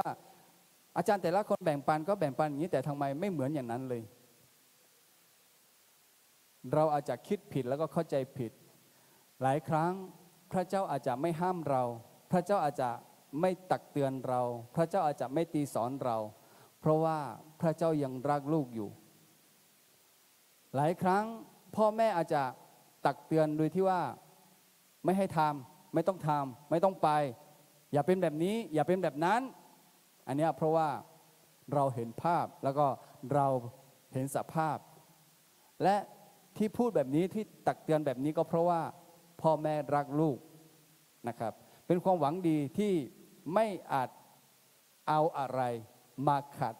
ขวางหรือว่ามาแยกจากกันได้เหมือนที่ความรักพระเจ้าให้เรานะครับเพราะฉะนั้นถ้าเราเข้าใจความรักแบบนี้แล้วเราจะใช้เป็นถ้าเราใช้กับคนรอบข้างในคนที่เราคิดว่าคนนี้แหละใช่สำหรับเราเลยเนี่ยเราใช้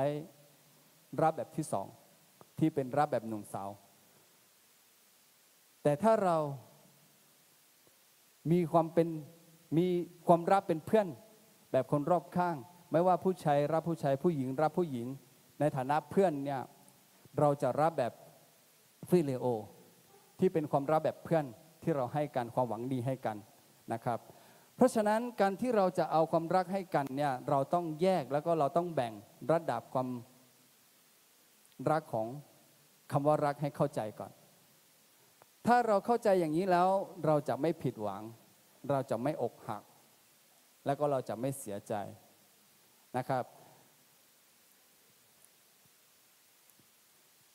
หลายครั้งความรักของครอบครัว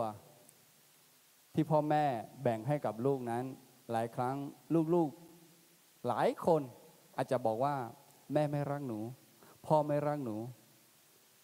พ่อไม่รักผมแม่ไม่รักผมหลายครั้งในมุมมองของในฐานะที่เราเป็นลูกนั้นเราอาจจะพูดไปหลายครั้งแต่ลูกๆแต่ละคนเคยสังเกตไหมครับว่าทำไมเราทำผิดหลายครั้งเราตักข้อใส่พ่อแม่หลายครั้งเราใส่อารมณ์ให้หลายครั้งแต่ทำไมพ่อแม่ก็ยังเป็นห่วงเราอยู่ทำไมพ่อแม่ก็ยังรักเราอยู่ไม่เหมือนเพื่อนบางคนที่ไม่มีให้กินแล้วเขาก็จากไปไม่เหมือนเพื่อนบางคนที่เราไม่ให้สิ่งที่เขาอยากได้แล้วเขาจากไปทำไมไม่เหมือนเพื่อนบางคนที่เราไม่ทำดีให้กับเขาแล้วเขาไม่นับเราเป็นเพื่อนเคยคิดไหมครับเพราะฉะนั้นเราเป็นวัยรุ่นที่กำลังอยู่ในช่วงวัยรักเนี่ยเราต้องแยกแยะแล้วก็เราต้องคิดให้ดีๆคิดแล้วก็ไตร่ตรองให้ถูกแล้วก็ให้ดีๆถ้าเราคิดแล้วก็ไตร่ตรองแล้วใช้ถูกเนี่ยเราจะไม่ผิดหวังครับไม่ว่ารักเพื่อนรักครอบครัวรักหนุ่มสาวเราจะไม่ผิดหวังเราจะไม่รู้จักคำว่าเสียใจจังเลยเราจะไม่รู้จักคำว่าอกหักถ้าเราแยกแยะแล้วก็ทำความเข้าใจกับความรักแล้วเราใช้ชีวิตวัยรุ่นในวัยรักเนี่ยนะครับก็อยากจะหนุนใจแบบที่5แบบสุดท้ายนะครับลักษณะของความรักแบบที่5Akadoti kalau gema tinyi sum akape do o madoni gal อ่านภาษาไทยด้วยกันครับรักแบบที่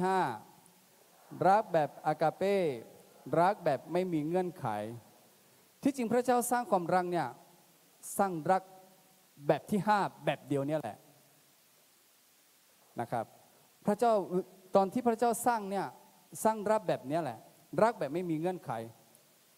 รักแบบไม่มีข้อต่อรองรักแบบไม่มีการถกเถียงก็ใช้แค่คำว่ารักก็ให้แค่คำว่ารักให้แค่ความรู้สึกว่ารักเนี่ยแหละแต่เมื่อมาถึงเวลาที่เราใช้ชีวิตต่างยุคต่างสมัยต่างเวลาแล้วความรักหลายอย่างหลายแบบมันก็เกิดขึ้นแล้วก็ พระเจ้าก็เห็นมนุษย์เรากับการใช้ชีวิตพระเจ้าก็เลยเนรมิตความรักขึ้นมาเพราะฉะนั้นการที่เราจะเนรมิตความรักในส่วนตัวนั้นเราจะเอาความรัก5แบบนี้เนรมิตแล้วจะมาใช้กับชีวิตเราหลายครั้งเราบอกว่ารักแต่เราก็รักเพราะว่าให้ผลประโยชน์หลายครั้งเราบอกว่ารักในช่วงเวลาที่เราเข้าใจกันใช้ความรักแบบหนุนเสาบอกว่ารักหลายครั้งเราใช้ความรักแบบเพื่อนแบบมิตรภาพที่บอกว่ารักเมื่อเรายังเข้าใจกันเมื่อเราเป็นเพื่อนสนิทกันเมื่อเราเป็นเพื่อนที่ถูกใจกันแต่เมื่อหมดแล้วก็คือจะกลายเป็นศัตรูที่ไม่เคยรู้จักโดยซ้ำไปนะครับเพราะฉะนั้นความรักแบบนี้เป็นความรักที่ไม่มั่นคงแล้วก็ไม่ยืนยาวเพราะฉะนั้นวันนี้อยากจะหนุนใจกับน้องๆแล้วก็อยากจะแบ่งปันแล้วก็อยากให้เข้าใจไม่รู้ว่าเข้าใจไหมเข้าใจไหมถามก่อนว่าเข้าใจไหมเข้าใจเนาะแล้วก็เชื่อว่าวันนี้ที่ได้ยินเนี่ยจะเป็นพรกับน้องๆมีเข้าใจบ้างไม่เข้าใจบ้างแต่พี่เชื่อว่าน้องๆจะเอากลับไปคิดถ้ารู้จักกับคำว่ารักแล้วเพราะฉะนั้นกับการที่เราจะใช้คำว่ารักมาใช้ในชีวิตการดำเนินชีวิตเนี่ยเราใช้ความรักแบบไหนก็ได้แล้วแต่เพราะว่าบนโลกนี้เราจะเป็นคนเนรมิตความรักของตัวเองแต่สุดท้ายที่สุดแล้วเป็นความรักที่มั่นคงก็คือเรารักแบบไม่มีเงื่อนไขหรือว่ารักแบบอากาเป้ในพระคัมภีร์ถ้าเรารู้จักความรักนี้แล้วเข้าใจความรักนี้แล้วเราใช้ความรักแบบที่5ที่เป็นรักแบบอากาเป้แล้วเราจะไม่ผิดหวังอันนี้ยืนยันได้ให้ความมั่นใจได้ 100% ว่าไม่ผิดหวังเนาะเพราะฉะนั้นการที่เราเป็นวัยรุ่นในช่วงที่เป็นวัยรักนั้นเราอย่าใช้ความรักที่เห็นแก่ตัวนะครับน้องๆอย่าใช้ความรักแบบไม่เข้าใจนะครับถ้าเราคิดจะรักใครสักคนเนี่ยอันดับแรกเลยเนี่ยสะกดให้เป็นก่อนสะกดให้เป็นแล้วก็ฝึกใช้ก่อนแต่ขอว่าอย่าเริ่มใช้ที่รักเพราะให้ผลประโยชน์อย่าเริ่มใช้ที่รักเพราะว่าเราชอบถูกสเปคแต่วันนี้พี่อยากจะหนุนใจว่าให้ใช้ความรักแบบเริ่มต้นด้วยกันที่เป็นรักแบบเพื่อนรักแบบมีความรู้สึกดีๆให้กันแบบมิตรภาพก่อนแล้วจากนั้นก็ค่อยพัฒนาเป็นความรักแบบหนุ่มสาวแล้วก็สักวันหนึ่งนะครับเมื่อเราโตถึงเวลาอันสมควรหรือว่าเมื่อถึงเวลาที่เราต้องมีครอบครัวแล้วก็จะใช้ความรักแบบครอบครัวในชีวิตคู่นะครับเพราะฉะนั้นรักแบบที่5เนี่ยขอยืนยันเลยว่าเป็นรักที่อยากให้ใช้มากที่สุดแล้วก็ใช้ได้ดีที่สุดด้วยแล้วก็เป็นประโยชน์ที่สุดเพราะว่าเป็นรักที่ไม่มีเงื่อนไขนะครับเพราะว่าการที่เราจะรักใครสักคนเนี่ยเราก็อยากให้เขารักแล้วก็เราก็อยากรักเขาแบบไม่มีเงื่อนไขแต่ทำไมในการเริ่มต้นของความรักนั้นมีอุปสรรคเหลือเกินเราบอกว่ารักเขาแต่เขาตอบกลับเราว่าเราไม่สนใจเธอหรอกเราบอกว่าฉันชอบเธอแต่เขาจะตอบกลับมาว่าอะไรครับหน้าตาอย่างเธอเหรอฉันจะรักได้นะครับเพราะฉะนั้นการที่เราจะรักใครสักคนเนี่ยใช้ความรักให้ถูกก่อนดีแล้วครับวันนี้น้องๆมาที่งานค่ายอนุชนแล้วก็เรามาศึกษามารู้จักเพื่อนด้วยกันนะครับดีพี่เห็นด้วยที่กับการที่มาเข้าค่ายแล้วก็มาเรียนรู้ต่างคนต่างเรียนรู้ด้วยกันถ้าเราไปเรียนรู้ข้างนอกตอนสงกรานต์ตอนเทสาดน้ำเนี่ยผมรู้นะเมื่อเราจะสาดน้ำเนี่ยเราสาดเพราะอะไรเห็นคนนั้นสวยเห็นคนนั้นหล่อสาดเนี่ย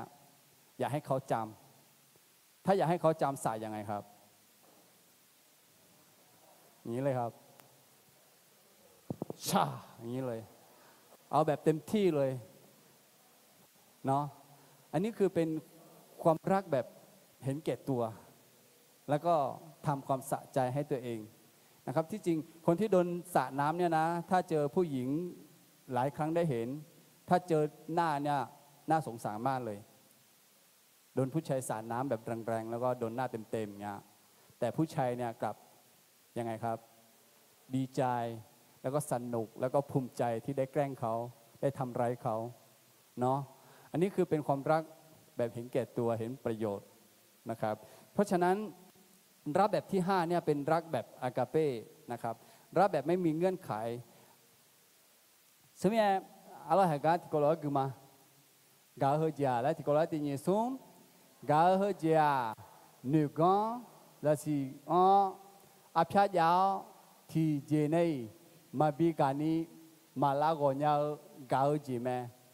ภาษาไทยด้วยกันครับเป็นการรักด้วยความคิดปัญญาวัตถุประสงค์ความตั้งใจและจะไม่มีสิ่งใด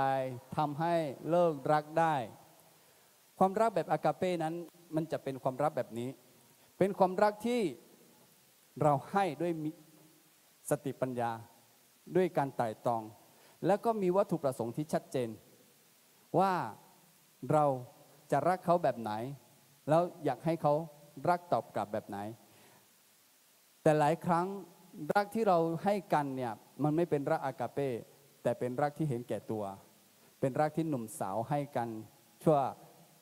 ครู่เห็นเขาแล้วถูกสเปคเห็นเขาแล้วถูกใจก็ทักแชทขอเฟซหน่อยสิให้แล้วคุยไปคุยมาคุยไม่ถูกใจก็บล็อกใช่ไหมครับอย่าใช้แบบนี้ครับมันไม่ดีเพราะว่ามันจะเป็นการทำร้ายกันและกันนะครับเพราะฉะนั้นความรักแบบอากาเป้นั้นเป็นการรักด้วยความคิดปัญญาวัตถุประสงค์และความตั้งใจถ้าเราเอาความรักนี้ให้เนี่ยจะไม่มีอะไรที่จะมาแยกความรักได้อีกจะไม่มีอะไรที่มาขวางกั้นให้เราไม่ให้รักเพราะว่าเรารักกันเนี่ยถ้าเราให้ความรักกันด้วยอากาเป้เนี่ยเรารักเขาเพราะว่าเราอยากรักเรารักเขาไม่ใช่เพราะอยากให้เขารักนะครับจริงๆแล้วก็มันก็ตรงข้ามอยู่ดังที่พระเจ้ารักเราพระเจ้าอยากให้เรารักตอบไหมครับอยากให้เรารักตอบแต่ว่าหลายครั้งเราเป็นลูกพระเจ้าเนี่ยหลายครั้งก็ไม่รักตอบไม่อยากตอบกลับแต่พระเจ้าก็ยังรักเราอยู่จนสุดท้ายเราตั้งสติได้เราคิดได้เราก็ยังบอกพระเจ้าว่าพระบิดาเจ้าข้าลูกผิดไปแล้วขออภัยบาปให้ลูกด้วยแต่ตั้งแต่นี้ไปลูกจะเป็นลูกที่ดีจะเป็นคนรักของพระเจ้าที่ดีจะตั้งใจฟังจะเชื่อฟังเมื่อพระเจ้าอภัยบาปให้เราก็ดีใจแต่สุดท้ายแล้วเราก็จะเดินออกไปอีกเพราะฉะนั้นความรักที่พระเจ้าให้เรานั้นเป็นรักอากาเป้รักอากาเป้นั้นไม่มีสิ่งอื่นสิ่งใดที่จะมากั้นขวางให้ไม่ให้รักได้นะครับเพราะฉะนั้นเราเป็นวัยรุ่นวัยรักเนี่ยอยากให้จำเลยจำคำนี้พอนะครับให้เรารักกันแบบไม่มีเงื่อนไขให้เรารักกันแบบตั้งใจไว้ว่าจะให้อย่างเดียวนะครับถ้าเราให้ความรักที่ดีแล้วเขาก็จะให้เราตอบเพราะฉะนั้นวันนี้ก็เรามาเรียนรู้แล้วว่ารักที่เราใช้อยู่บนโลกนี้มีรักอยู่5แบบแต่ละแบบนั้นใช้แล้วมันเป็นแบบไหนมันเกิดประโยชน์อะไรมันมีผลกระทบอะไรนะครับเพราะฉะนั้นวันนี้ก็อยากจะหนุนใจให้น้องๆทุกคนว่าถ้าเราสะกดคำว่ารักเป็นแล้วใช้ให้ถูกด้วยครับขอให้ใช้ที่ถูกแล้วก็ขอให้ใช้แบบเข้าใจนะครับเพราะว่าช่วงนี้เป็นช่วงที่เรากำลังมีความรักเป็นช่วงวัยที่กำลังเจริญเติบโตนะครับเพราะฉะนั้นการที่เราจะใช้ความรักกับใครสักคนหนึ่งเนี่ยเราต้องเข้าใจในคำว่ารักก่อนแล้วก็ใช้ให้ถูกถ้าใช้ถูกแล้วชีวิตเราจะดีชีวิตเราจะสมหวังแล้วก็ชีวิตเราจะมีความสุขนะครับเพราะฉะนั้นวันนี้เราจะมาทบทวนอีกรอบหนึ่งแล้วก็เราจะจบกันตรงนี้นะครับกางาเจรัก5แบบมีแบบไหนบ้างแบบที่1เป็นรักแบบไหนครับ1รักเพราะให้ผมประโยชน์อะคาดอ มือละเจยาวมีแนกาแบบที่สองรักแบบเอรอสรักแบบหนุ่มสาวอะคาดอเอลออาบูอาลีกาสามรักแบบฟิเรโอรักแบบเพื่อนแบบมิตรภาพอะคาดอพิเรโอชอกาหลวยการักแบบสโตเจตรักแบบครอบครัวอะคาดอสโตเจจอจีการักแบบที่ห้ารักแบบอากาเป้รักแบบไม่มีเงื่อนไขอะคาดออากาเปโดโอมาโดนีการ่วมใจกันอธิษฐานครับอาดัมเยวน้องกำลังจะเชื่อมาอีน้องหลักคือมีเยน้องงาหมังแบบเป็นในเราเนี่ยยอดเดบิเดอเนี่ยสัมผัสมีเยน้องงาหมักชอบหาจังกาลอนุมาโดโอทีจีมาโดนีงาหมังกันในละล้วนนนเนเบอร์กาหอกขุลังเงนัวโดมาโดนีกาเฮจิเบงอ่ะไอ้คนนี้งาหมักทีจีสายทีจีเด็กข้าเหลวไอ้ยามเฮหลักคืองาเฮเดซีเฮยอดเดกากาจียงในไข่มีเยน้องกาจียงในไข่มีในกาจีมาโอชอนจีจาลาผมอยากจีจาลาอุปทานงาเฮเดซีเฮก่อนนี้เฮลาซาดองฮอลังงานที่จ่อกาอุจีจาเนี่ยงาหามิสาวตายเด็กเงก่อนนี้ชั่วหาเนี่ยจุ่มดัวกาที่จีจาหลักคืองาหาโอชอนเนี่ยงาหาจอกหลักคืออีนังงาหากางาจียงไปยาจอกมากางาจีหลักคือเนี่ยอันดับเบลจีอามือละจีจามีเนี่ยกาเนี่ยมือละจีมาจานีเบียวยี่น่ากาคือกาจีมาพังมีเนี่ยมามืองาและงาหาจอกมาเพราะนี่เจที่จีน่าอาบูอาลีกาลวยกาอาบูอาลีกาลวยกาอันงั้นที่จ่อผมยาโปงาหามิสาวตายเด็กเงกาอายามชาลาวเนี่ยจากกูลังเงผมยาโปกาจียงสิญญาณแล้วมาโอชอบดานเนี่ยจุงมาจุงชาญาโฮมาโอชอมีเนี่ยอายุสมมุตินะอาศัยสาลิญาลาและมาสิญญามีเนี่ยผมยากาเดซีผมยาโปเหลยมีไอ้คนนี้อีนามีเห็นเอาตอมเบยากาเนี่ยยาสิญญามีเนี่ยอีนาอาบูอาลีกามาเงาเฮเดซีเฮที่ที่อาโอชอเราคุยกันยานี่มีเห็นเอาตองหาเมเนี่ยละมีเนี่ยก็คือมาโฮสัมภามีโยเฮกาสุนเจติเจน่างาหาชอกาลวยกางาหาชอกาลวยกาคือที่ยอมือจีเนี่ยเนาะที่นึกตัวนึกมาตาที่โอชอจียาวมีเนี่ยงาหาที่กันยา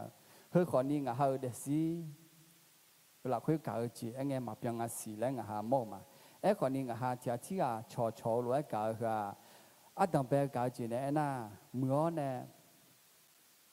มีเยนเนี่ยเบท่ากาจีเนี่ยจะมีเนี่ยอาดัมเยนกำลังจะเชื่อมาเพราะอีจีที่จีน่ะงาหาจอจีกาลวยกางาหาจอจีเราคุยจงอามาตาจังกาคือ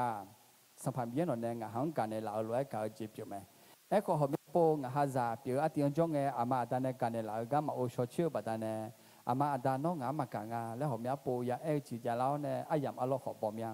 ไอ้คนนี้งาหาอินายาจอกเนี่ยยาสิญญามีเนี่ยอามาตากาจีค่ะมีกาจีรวยตัวเนี่ยที่ช่วยอยู่หาจังไปเนี่ยมาบีการนี้มาบีหอยเนี่ยยามาดูเจเนี่ยยาและสิญญามีเนี่ยไม่หูพอจริงฮะกาพัดเจล้อพัดสิญญาเจล้อแม่และงาจังมาเขางาเจที่เจนั่งฮะสัมภามีกาลัวกาจะมีเนี่ยอินเราคุยกานอใจโยกานั่นลูกคุยตาสัมภามีอาบูอาลีกาลัวกามาชกาลัวกามาจอจีกาลัวกามางาเฮเดซิงเบกาจีเฮจีเนียมีกาลัวกาฮะมือเจงาและงาจอกมาจะมีเนี่ยอินเราคุยงากาเฮงาเจียมเบียสิญญามีเนี่ยงามาซุมพายเกฮะมือลาจีจามีเนี่ยกาจีฮะซุมมาชังาและงาจอกลัวงาเดจิที่กังจากกูอายามเราคุยกันยาจากกูเปียวเดเฮงาอากจีกาจีย้อนยากังนะอากาเปกาลัวกาเฮย้อนในกังงาเดซีอายุลัวเปียละอายุดูแลเรานุก่อนนี้งาลักขาเช่นยาวเนี่ยกันยาวเดซีเปียงาแรงหาจอกมาจะมีนายกกันลัวเดซีคุตาอาดัมโยนอกกาเจียงแบบบิโอชอนเนี่ยละมีเนี่ยกุลคือมาเฮเดตต่อลุสัมภาเยสุสมยเวเนี่ยอาดัมเยน้องกุลชาวมาอาเมนขอพระเจ้าอวยพรความรักของน้องๆทุกคนนะครับมาเมียวก็สลาวไปจิมาละชอบเนี่ยหมอเมียว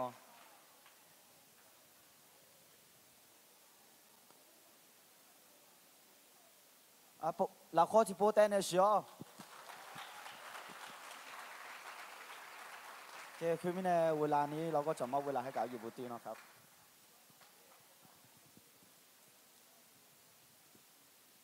ในห้องนี้มีใครร้องเพลงรักวิเศษได้บ้างเอ่ยอติมาชัญญามาร้องได้หมดเลยใช่ไหมพี่ทีมนมัสการมีคนที่ร้องได้ด้วยใช่ไหมคะพี่มะลิไหวไหมรักวิเศษมีใครบ้างเอ่ยเดี๋ยวเราลองทวนเพลงนี้ด้วยกันนะคะโยนาโรจิโปโกโยโยนะเชียวเหลืออีเดอร์ไหวไหมไอเดอร์ช่วยพี่อุติแป๊บหนึ่งเนาะค่ะเดี๋ยวเราร้องเพลงนี้ด้วยกันเนาะ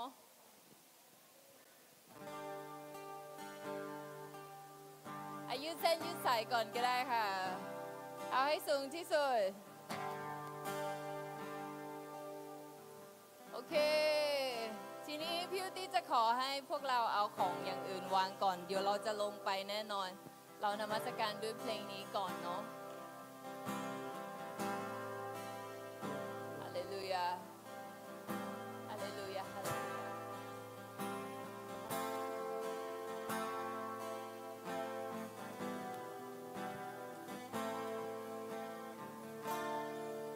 ร้องด้วยกันนะคะข้ารักพระองค์พระเจ้าของข้าและอยากจะรักพระองค์มากกว่าข้าอยากจะรักจนสุดความคิดและวิญญาณชีวิตข้าต้องการขอได้รักพระองค์โปรดนำให้รักพระองค์มากกว่าสิ่งใดในชีวิตข้าทุกสิ่งที่ข้ามีเป็นเพียงของที่ชั่วคราวแต่ความรักของพระเจ้านั้นมันคงยืนนานเพราะรักวิเศษเช่นนี้ไม่มีในผู้อื่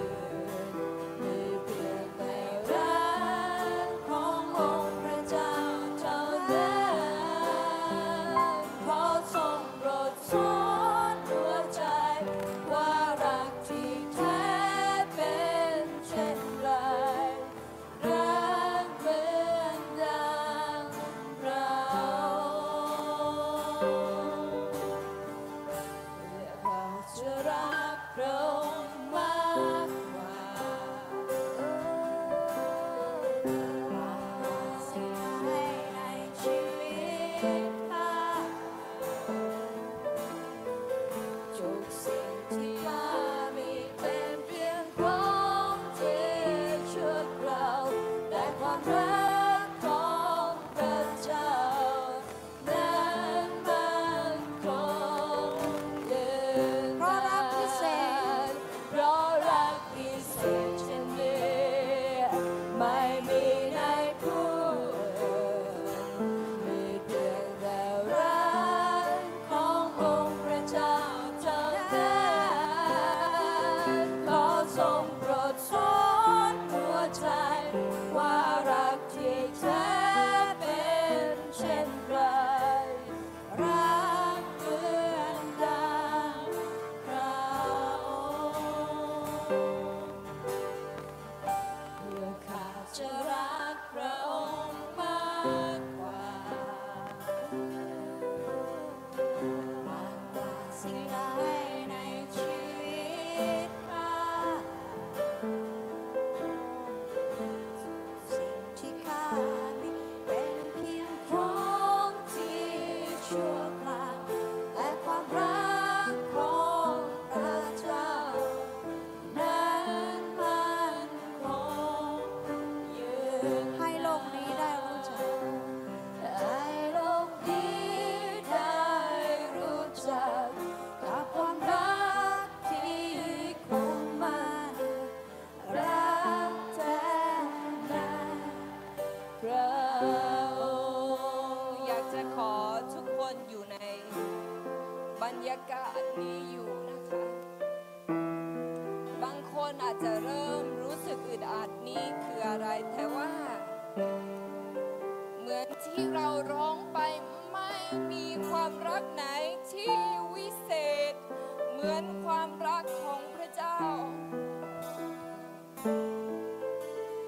นี่ขอดนตรีเบาลงนิดหน่อยนะคะ ให้เราลองใคร่ครวญดู มีรักไหนบ้างที่ไม่ทำให้เราผิดหวัง เมื่อเราคิดถึงความรักของครอบครัว บางคนเจ็บเพราะว่าคุณพ่อ บางคนเจ็บเพราะว่าคุณแม่ บางคนเจ็บเพราะว่าพี่น้องในครอบครัว บางคนเจ็บเพราะว่าญาติพี่น้อง บางคนมีเอรอสก่อนเวลา บางคนมีรักที่ไม่ใช่เวลาที่ควรจะรัก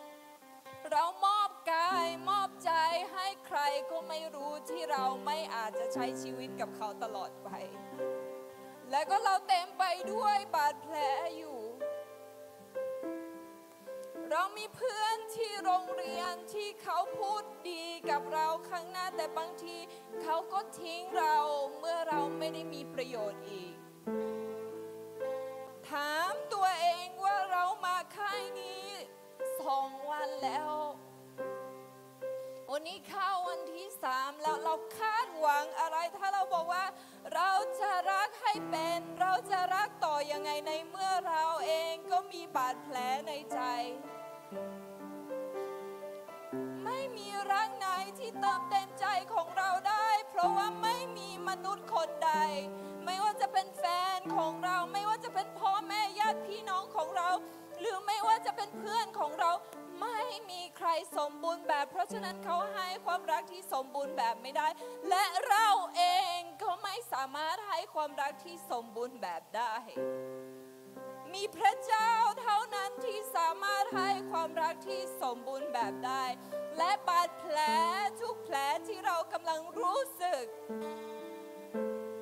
มีเพียงพระเจ้าเท่านั้นที่รักษาได้เพราะพระเจ้าบอกว่าเราคือผู้รักษาและพระเจ้าบอกว่าเราเป็นความรักพระเจ้าเป็นต้นกำเนิดของความรักถ้าเราอยากจะรักเป็นเราต้องเข้ามาหาพระเจ้าเราต้องรับพระเจ้าการรักเป็นคือหลักฐานของความรอดพระเจ้าอยากรักษาพวกเรารู้ไหมความวิเศษของความรักของพระเจ้าก็คือไม่ต้องมีใครทำอะไรเลยไม่ต้องมีใครมาพูดอะไรเลยแต่พระเจ้าสามารถลงมาที่เราในใจของเราในจุดที่เราไม่กล้าเปิดเผยว่าเราเปราะบางแค่ไหนเรากลัวแค่ไหนเราอ่อนแอแค่ไหนเราล้มเหลวแค่ไหนเราสกปรกแค่ไหนความรักของพระเจ้าไปถึงที่นั่นได้นี่จะเป็นค่ายที่สูญเปล่ามากถ้าเกิดว่าเราไม่ได้มีประสบการณ์กับพระเจ้าก่อนที่จะกลับเราสนุกเจอเพื่อนใหม่ได้รู้จักหลายคนแต่ว่าสำคัญที่สุดที่โน้ตจะเอากลับไปแค่1อย่างในค่ายนี้คือความรักของพระเจ้าพระเจ้าเราขอพระองค์เทความรักของพระองค์ลงมาบนคนหนุ่มคนสาวของเราเด็กของเราเพื่อที่เขาจะได้ความรักที่สมบูรณ์แบบที่ถูกต้องไม่ใช่ความรักที่โลกนี้กำลังบอกเขาว่านี่คือความรักแล้วเขาก็หลงผิดพระเจ้าเช้านี้เราขอพระวิญญาณของพระองค์เทลงมาเพื่อแตะใจของทุกคนที่อยู่ที่นี่จะไม่มีสักคนเดียวที่จะไม่ประสบการณ์ความรักของพระองค์พระเจ้าเราขอพระวิญญาณของพระองค์เทลงมาแล้วก็เทความรักของพระองค์ลงมาขอให้น้องๆไม่ต้องรีบร้อนความอึดอัดหรืออะไรไม่เป็นไรวางไว้ก่อนแล้วลองบอกพระเจ้าพระเจ้าลูกอยากจะสัมผัสความรักของพระองค์ในชีวิตนี้ไม่มีสักคนเดียวที่ทำให้รู้สึกว่าลูกได้รับความรักเลยแต่พระเจ้าสามารถทำให้ ชายที่ว้าเหวแล้วก็โดดเดี่ยว อบอุ่นขึ้นอีกหนึ่งครั้ง และความรักของพระเจ้ารู้ไหมจะไม่เปลี่ยนไปเพราะการกระทำของเราหรือเพราะการเวลา เพราะว่าพระเจ้าเป็นนิรันดร์สิ่งที่พี่รู้สึกว่าพระเจ้าอยากจะบอกทุกคนที่อยู่ที่นี่ก็คือว่า ความผิดหวังไม่ใช่นิรันดร์หมายความว่าถึงเราจะผิดหวังแต่มันจะไม่สามารถตามเราไปที่ชีวิตนิรันดร์ได้ แต่ความรักของพระเจ้าต่างหากที่สามารถตามเราได้ตั้งแต่เวลานี้ไปจนนิรันดร์เราจะนมัสการพระเจ้าด้วยกันลองคิดดูสิถ้าเกิดว่าเราผู้ซึ่งได้ชื่อว่าเป็นลูกของพระเจ้าจะนมัสการพ่อที่สวรรค์ด้วยใจที่เปี่ยมไปด้วยความรักที่มาจากพระเจ้าพี่จะขอให้เราทำสิ่งที่เราอาจจะไม่เคยทำในโบสถ์เลยแล้วก็ไม่ต้องสนใจคนรอบข้างเราจะยกมือแล้วก็นมัสการพระเจ้าให้เพลงนี้เป็นคำอธิษฐานของเราว่าเราอยากจะรู้จักรักวิเศษของพระเจ้าให้เราร้องเพลงนี้ด้วยกันนะคะให้เรายกมือขอความรักของพระเจ้าถ้าน้องขอด้วยใจจริงพระเจ้าจะสัมผัสน้องในขณะที่นมัสการพระองค์อยู่ฮาเลลูยาพระเจ้าเรารักพระองค์ใช่เราอยากจะรักพระองค์มากกว่านี้จะรักจนสุดความคิดและวิญญาณ สุดจิต ชีวิต สุดใจ ต้องการขอได้รักพระองค์ นั่นเป็นสิ่งที่เราต้องการมากที่สุด นำให้รักเรามากกว่า ขอพระองค์สอนเรา มากกว่าสิ่งใดในชีวิตข้า ใช่ ทุกสิ่งที่ข้ามีเป็นเพียงของที่ชั่วคราวแต่ความรักของพระเจ้านั้นมันคงยืนนานเพราะรักวิเศษเช่นนี้ไม่มีในผู้อื่นมีเพียงแต่รักขององค์พระเจ้าเท่านั้นขอทรงโปรดสอนหัวใจว่ารักที่แท้เป็นเช่นไรรักเหมือนดังเราเพื่อข้าจะรักพระองค์มากกว่า มากกว่าสิ่งใดในชีวิตข้าทุกสิ่งที่ข้ามีเป็นเพียงของที่ชั่วคราวแต่ความรักของพระเจ้านั้นมันคงยืนนานเพราะรักวิเศษเช่นนี้ไม่มีในผู้อื่น ให้เรารับความรักของพระเจ้า แต่รักขององค์พระเจ้าเท่านั้นขอทรงโปรดสอนหัวใจว่ารักที่แท้เป็นเช่นไรรักเหมือนดังเรา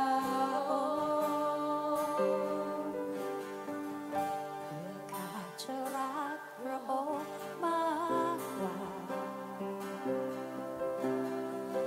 มากกว่าสิ่งใดในชีวิตข้า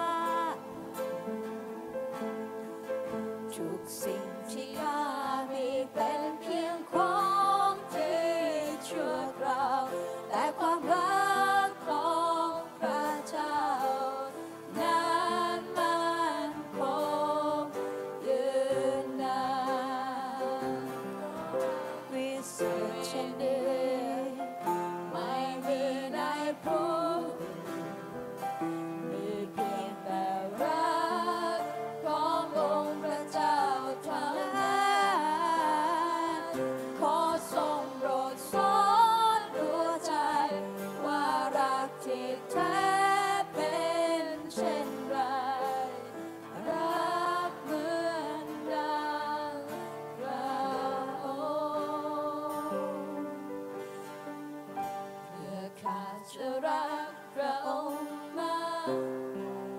จะรักพระองค์มากกว่าสิ่งใดในชีวิตข้าทุกสิ่งที่ข้ามีเป็นเพียงของที่ชั่วคราวแต่ความรักของพระเจ้านั้นมั่นคงให้โลกนี้ได้รู้จักให้โลกนี้ได้รู้จักกับความรักที่คงมันรักแท้ในพระองค์ในขณะที่ดนตรีกำลังบรรเลงอยู่ ไม่ต้องทำอะไร แค่รับความรักของพระเจ้าฮากอยุบชอมีเย่เกาเจียงฮากอเป็นความรักของพระเจ้าเท่านั้นที่เปลี่ยนแปลงเราบางคนจะได้ยินเสียงพระเจ้าบอกกับเรา บางคนจะรู้สึกที่ตัว มีรู้สึกเย็นแล้วก็ร้อน บางคนใจเต้นแบบที่ไม่ได้เต้นปกติ เร็วกว่า พระเจ้ากำลังบอกว่าพระเจ้ากำลังอยู่ที่นี่เคาะใจของเรา ไม่เกี่ยวกับอายุ ไม่เกี่ยวกับข้างนอก แต่เป็นใจของเราที่พระเจ้าสนใจ รับความรักของพระเจ้า บอกพระเจ้าว่าลูกอยากจะสัมผัสพระองค์ หนูเคยได้ยิน หนูเคยได้ฟังเรื่องของพระองค์ แต่หนูไม่รู้สึกถึงพระองค์ หนูอยากจะรู้สึกถึงพระองค์ หนูอยากสัมผัสพระองค์ หนูอยากสัมผัสความรักของพระองค์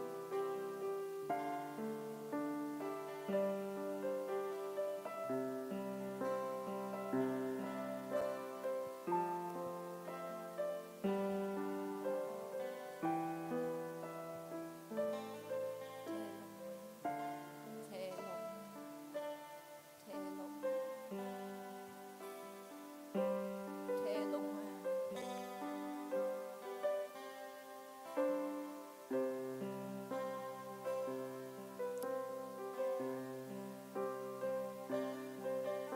พี่อุติอยากจะเป็นพยานในขณะที่เรากำลังรับความรักของพระเจ้าอยู่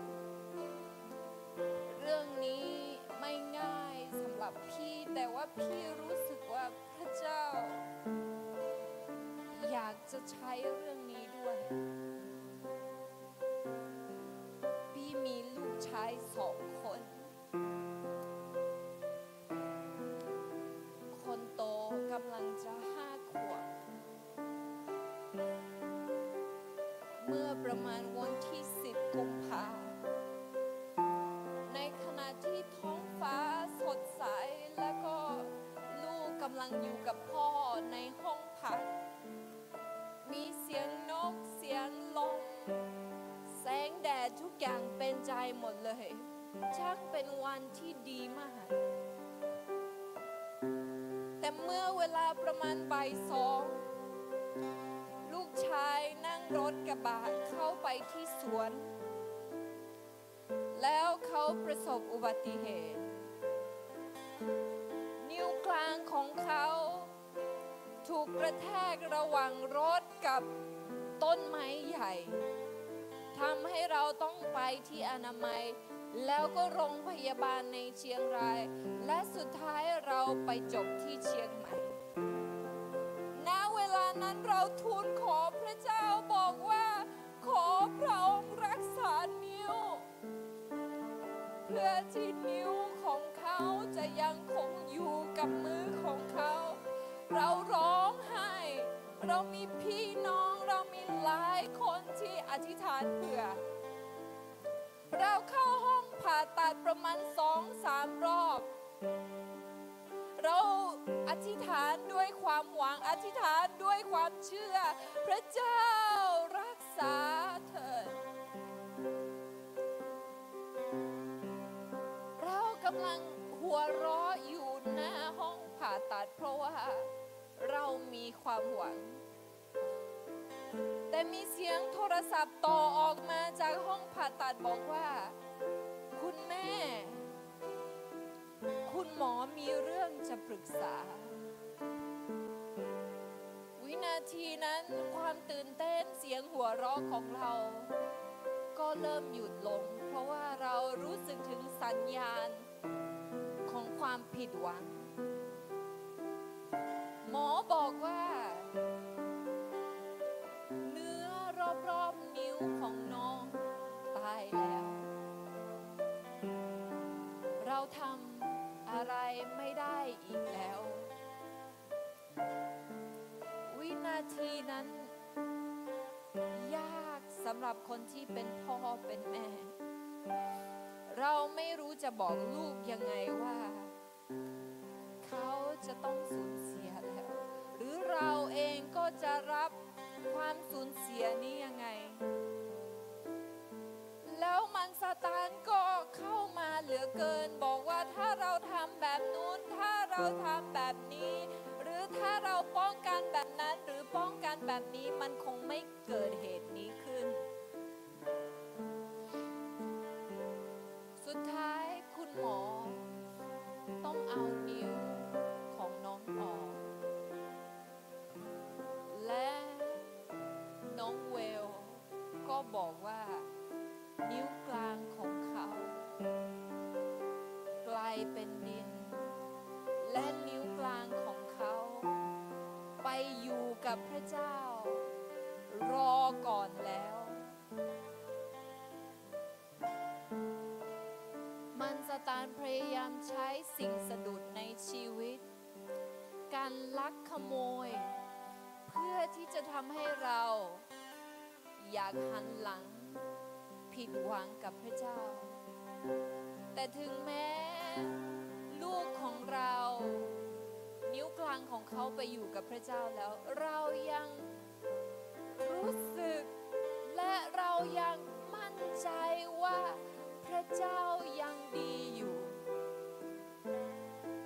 พระเจ้าดีอยู่แม้สถานการณ์บอกว่ามันน่าผิดหวัง ในที่นี้บางคนอาจจะสูญเสียคุณแม่สูญเสียอะไรก็ตามเพราะบางสิ่งบางอย่างแต่ขอให้เราฝึกที่จะยึดมั่นบอกพระเจ้าว่าพระองค์ดีอยู่แม้สถานการณ์รอบๆดูเหมือนไม่ดีพระองค์ยังคงยิ่งใหญ่แม้สถานการณ์นั้นไม่เป็นไปตามแบบที่เราคิดพระองค์ดีอยู่พระองค์ยังยิ่งใหญ่และที่สำคัญพระองค์ยังเป็นความรักอยู่พี่รู้สึกว่าเรื่องนี้ยากแต่ว่าพี่รู้สึกว่าพวกเราต้องรู้เราต้องแข็งแกร่งขึ้นให้เรายกความผิดหวังทุกอย่างให้พระเจ้าพี่อยากจะให้ทบทวนในใจของเรามีความผิดหวังอะไรที่เราโกรธโมโหน้อยใจพระเจ้าที่ทำไมพระเจ้าให้เกิดขึ้นแบบนี้ทำไมอนุญาตให้เป็นให้เรามอบความผิดหวังให้พระเจ้าเอาความผิดหวังให้พระเจ้าพูดเลยนะคะเงียดวฮะหรอโนเอเนลเป็นช่วงเวลาพิเศษเพื่อนไม่กวนเราไม่กวนเพื่อนแต่เราโฟกัสที่พระเจ้าเท่านั้นบอกว่าพระเจ้าลูกอยากจะเอาความผิดหวังเรื่องนี้ให้พระองค์ลูกรู้สึกว่ายากแต่ว่าลูกยังเชื่อว่าพระองค์ดีและพระองค์ยิ่งใหญ่และความรักของพระองค์ก็ยังครบบริบูรณ์อยู่ให้พระเจ้ามียังแวบมีแนวอารมณ์เอาให้พระเจ้าเอาให้พระเจ้า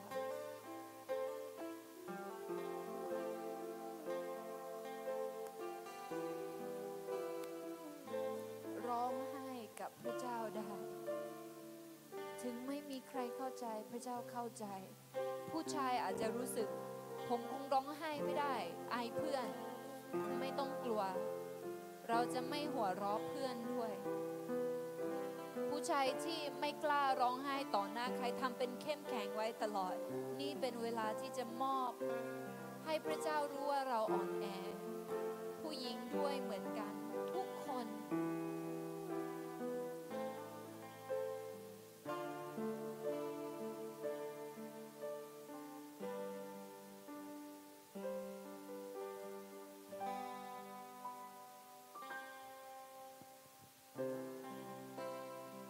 พี่อยากให้อธิษฐานตามพี่อุตีนะคะ พระเจ้า ลูกมีความผิดหวังในชีวิต หลายเรื่อง หลายอย่าง บางเรื่องเป็นเรื่องเก่า บางเรื่องเป็นเรื่องใหม่ บางเรื่องลูกลืมไปแล้ว และบางเรื่องยังชัดเจนอยู่ แต่วันนี้ลูกตัดสินใจ ลูกอยากจะมอบความผิดหวังนี้ ให้กับพระองค์ และลูกอยากจะรับ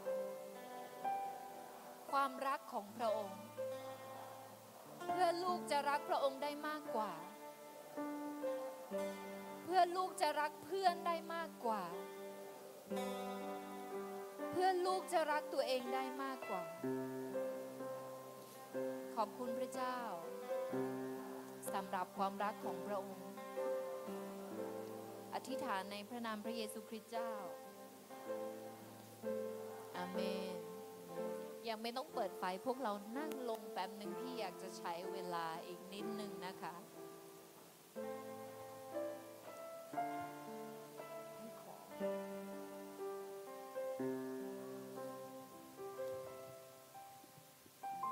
ค่ายนี้มีหลายอย่างสนุกแล้วก็สันทนาการควรจะเป็นสิ่งที่เรามี แต่พี่คิดว่าสำคัญคือเราจะไม่กลับไปโดยที่เป็นแค่เปลือกสนุกแล้วก็ไม่มีอะไรเกิดขึ้นข้างในเลย มี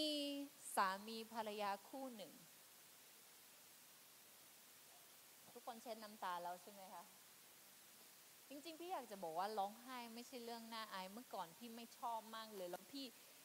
บอกพระเจ้าว่าทำไมต้องร้องไห้ทุกครั้งที่ขึ้นเวทีอายเขาอะอยากจะได้แบบเท่ๆแบบที่พูดแบบแข็งแกร่งแล้วก็ไม่ต้องร้องไห้ก็ได้แต่ว่าพระเจ้าใช้ได้หมดใครเป็นคนขี้น้อยใจขี้ร้องไห้ไม่เป็นไรพระเจ้าใช้เราแบบที่เราเป็นอาเมนกลับมาที่เรื่องของเรามีสามีภรรยาอยู่คู่หนึ่งเขาไปเที่ยวอุทยานแบบแถบแอฟริกาแล้วเจ้าหน้าที่อุทยานบอกว่าถ้าคุณจะเข้าไปค้างคืนที่นั่นกรุณาก่อไฟให้มันสว่างโชติช่วงตลอดเวลาเพราะว่ามีสิงโตมีสัตว์ร้ายหลายอย่างแต่ถ้าเกิดว่าเราก่อไฟมันจะไม่เข้าใกล้ทีนี้สามีภรรยาคู่นี้ก็บอกว่าโอเคขอบคุณมากที่ให้คำแนะนำแล้วเขาสองคนก็เข้าไปในอุทยานศึกษาสิ่งมีชีวิตหลายๆอย่างพอตกกลางคืนเขาก็ก่อฟืนตามคำแนะนำของเจ้าหน้าที่แล้วเขาก็ให้ภรรยาไปนอนก่อนเพื่อที่เขาจะเป็นคนที่เฝ้าอยู่แล้วก็เมื่อภรรยาเข้าไปนอนเขาก็นั่งเฝ้าไปจริงๆพี่ๆนั่งได้นะคะเขาก็เฝ้าแล้วก็ทีนี้ก็โอ้ช่างเป็นวันที่ยาวนานแล้วนี่ก็เกือบจะเช้าแล้วเหนื่อยง่วงอยากจะเข้าไปนอนด้วยแล้วก็ทีนี้เขาก็รู้สึกว่านี่คงถึงเวลาที่จะต้องเปลี่ยนเวรกับภรรยาของเขาแล้วเขาก็เลยเข้าไปที่เต็นท์แล้วก็เมื่อดูภรรยาโอ้ภรรยาที่รักดูเขาเหนื่อยแล้วก็กำลังหลับปุ๋ยสบายเลยแล้วก็ดูท้องฟ้าโอ้ใกล้จะสว่างแล้วนี่ไม่เป็นไรงั้นก็ไฟนี้ก็คงไม่เป็นไรหรอกและเขาก็เลยตัดสินใจเข้าไปที่เต็นท์ว้าวทันใดนั้น สิงโตก็ขย่ำสามีแล้วก็ภรรยา และเขาสองคนเสียชีวิตพระคัมภีร์สอนเราแบบนี้เราอ่านด้วยกัน1 2 3จงระวังระวัยให้ดีศัตรูของพวกท่านคือมารดุจสิงโตคำรามเดินวนเวียนเที่ยวเสาะหาคนที่มันจะกัดกินได้1 เปโตรบทที่ 5 ข้อ 8 ดีมากค่ายนี้บางคนอาจจะตายตั้งแต่วันแรกไปแล้วเพราะว่าไม่ได้ให้ความสนใจกับการฟังพระคำของพระเจ้าสิงโตลากไปแล้วไฟดับตั้งแต่แรกแล้วหรือบางคนยังไฟลุกอยู่อันนี้เป็นภาพเปรียบเทียบเกี่ยวกับค่ายเท่านั้นแต่ถ้าในชีวิตประจำวันของเราเหมือนคำพยานที่พี่ตีพูดไปเมื่อกี้เรื่องลูกชายของพี่ใช่เขาเสียนิ้วและสิ่งที่มันสตานพยายามทำก็คือว่าดึงพี่ออกจาก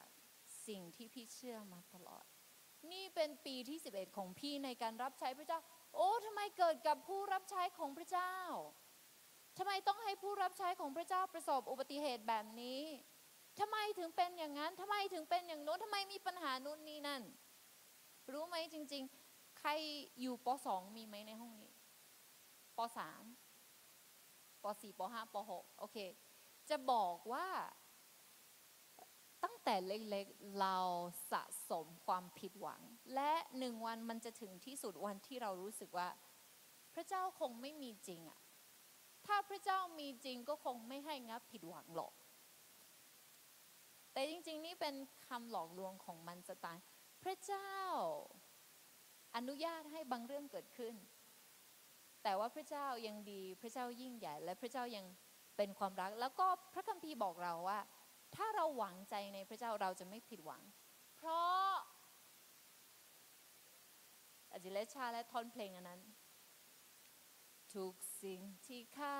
มีเป็นเพียงของที่ชั่วคราวแต่ความรักของพระเจ้านั้นมันคงยืนนานไม่รู้1 วันเราอาจจะเจอเหตุการณ์อะไรไม่รู้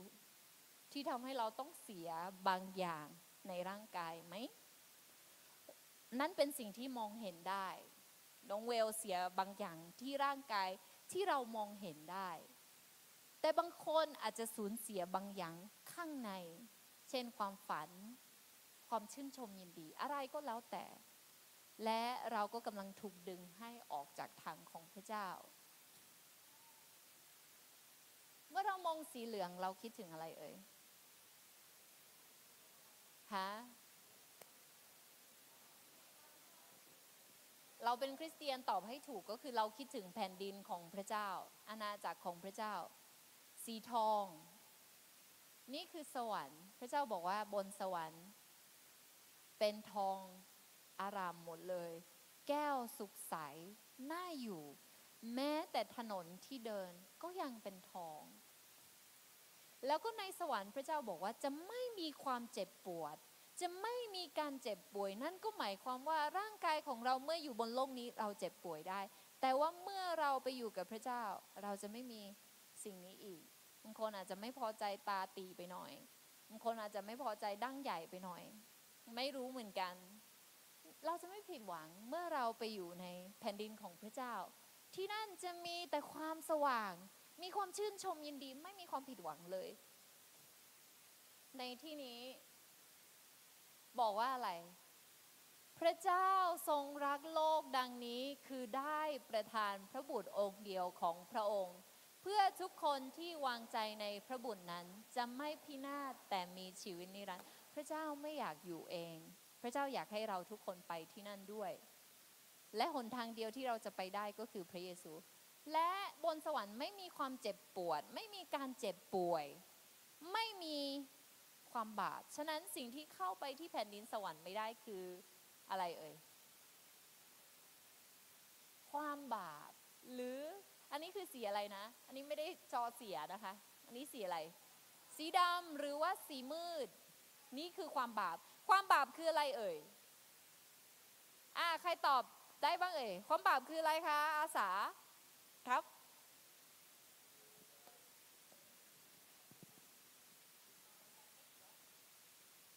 คือการคิดไม่ดีทำไม่ดีพูดไม่ดี ตบมือให้เพื่อนหน่อยค่ะ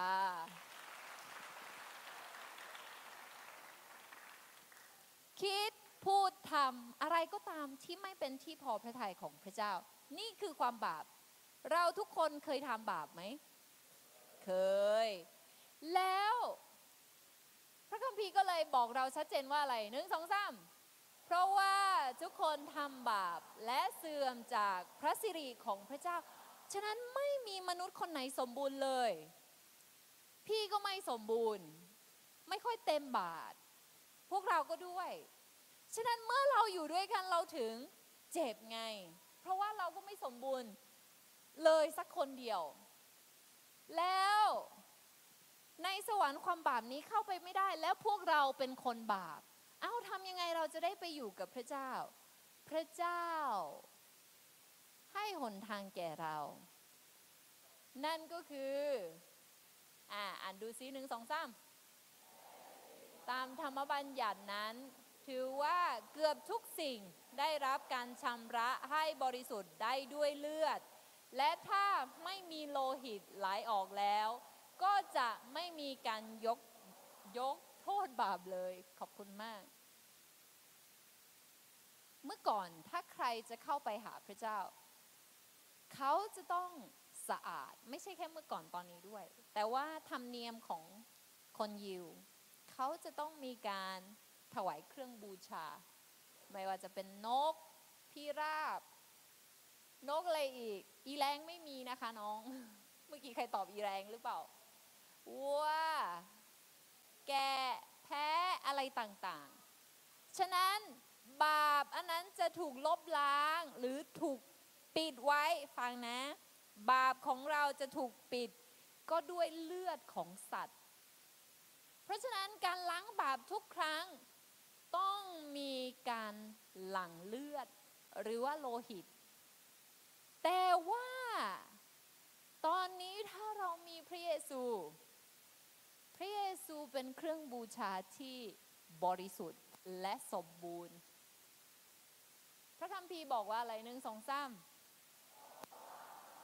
ได้มอบเรื่องสำคัญที่สุดที่ได้รับมานั้นแก่พวกท่านคือ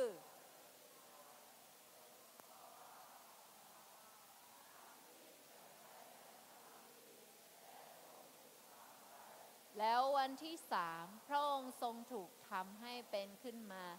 ตามที่เขียนไว้ในพระคัมภีร์พระเยซูเป็นเครื่องบูชาบริสุทธิ์เป็นทางเดียวที่เราจะสามารถไปหาพระเจ้าได้ถ้าเรามีบาปเมื่อไหร่ก็ตามที่เราเข้าใกล้พระเจ้าเราจะตายแต่พระเยซูชำระบาปของเราฟังนะเลือดของสัตว์ปิดความบาปของเราไว้ถ้าเราปิดตาเรามองไม่เห็นใช่ไหมสมมติว่ามีหมาอยู่ตัวหนึ่งเรากลัวมากอย่างเงี้ยปิดตาปุ๊บหมาไม่อยู่ใช่ไหมคะ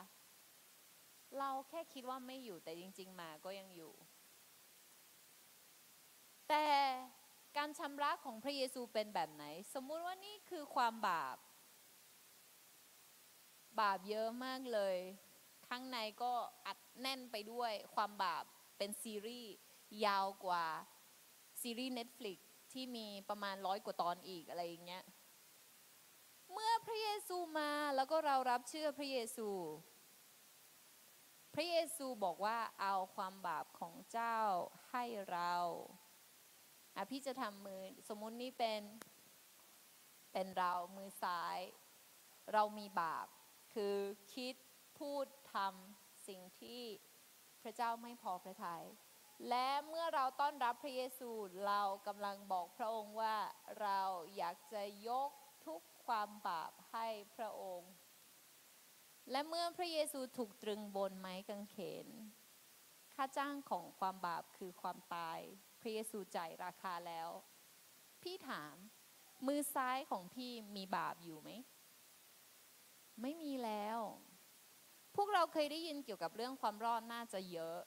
แต่ไม่แน่ใจว่าในห้องเนี้ยมีกี่คนที่มั่นใจว่าเมื่อเราจากโลกนี้ไปแล้วเราจะไปอยู่กับพระเจ้าใครมั่นใจ 50% ยกมือขึ้นโอเคใครมั่นใจ 70% ยกมือขึ้นใครมั่นใจ 99% ยกมือขึ้นใครไม่มั่นใจเลยเมื่อกี้ก็คงเข้าประเภทเดียวกันใครมั่นใจ 100%โอเค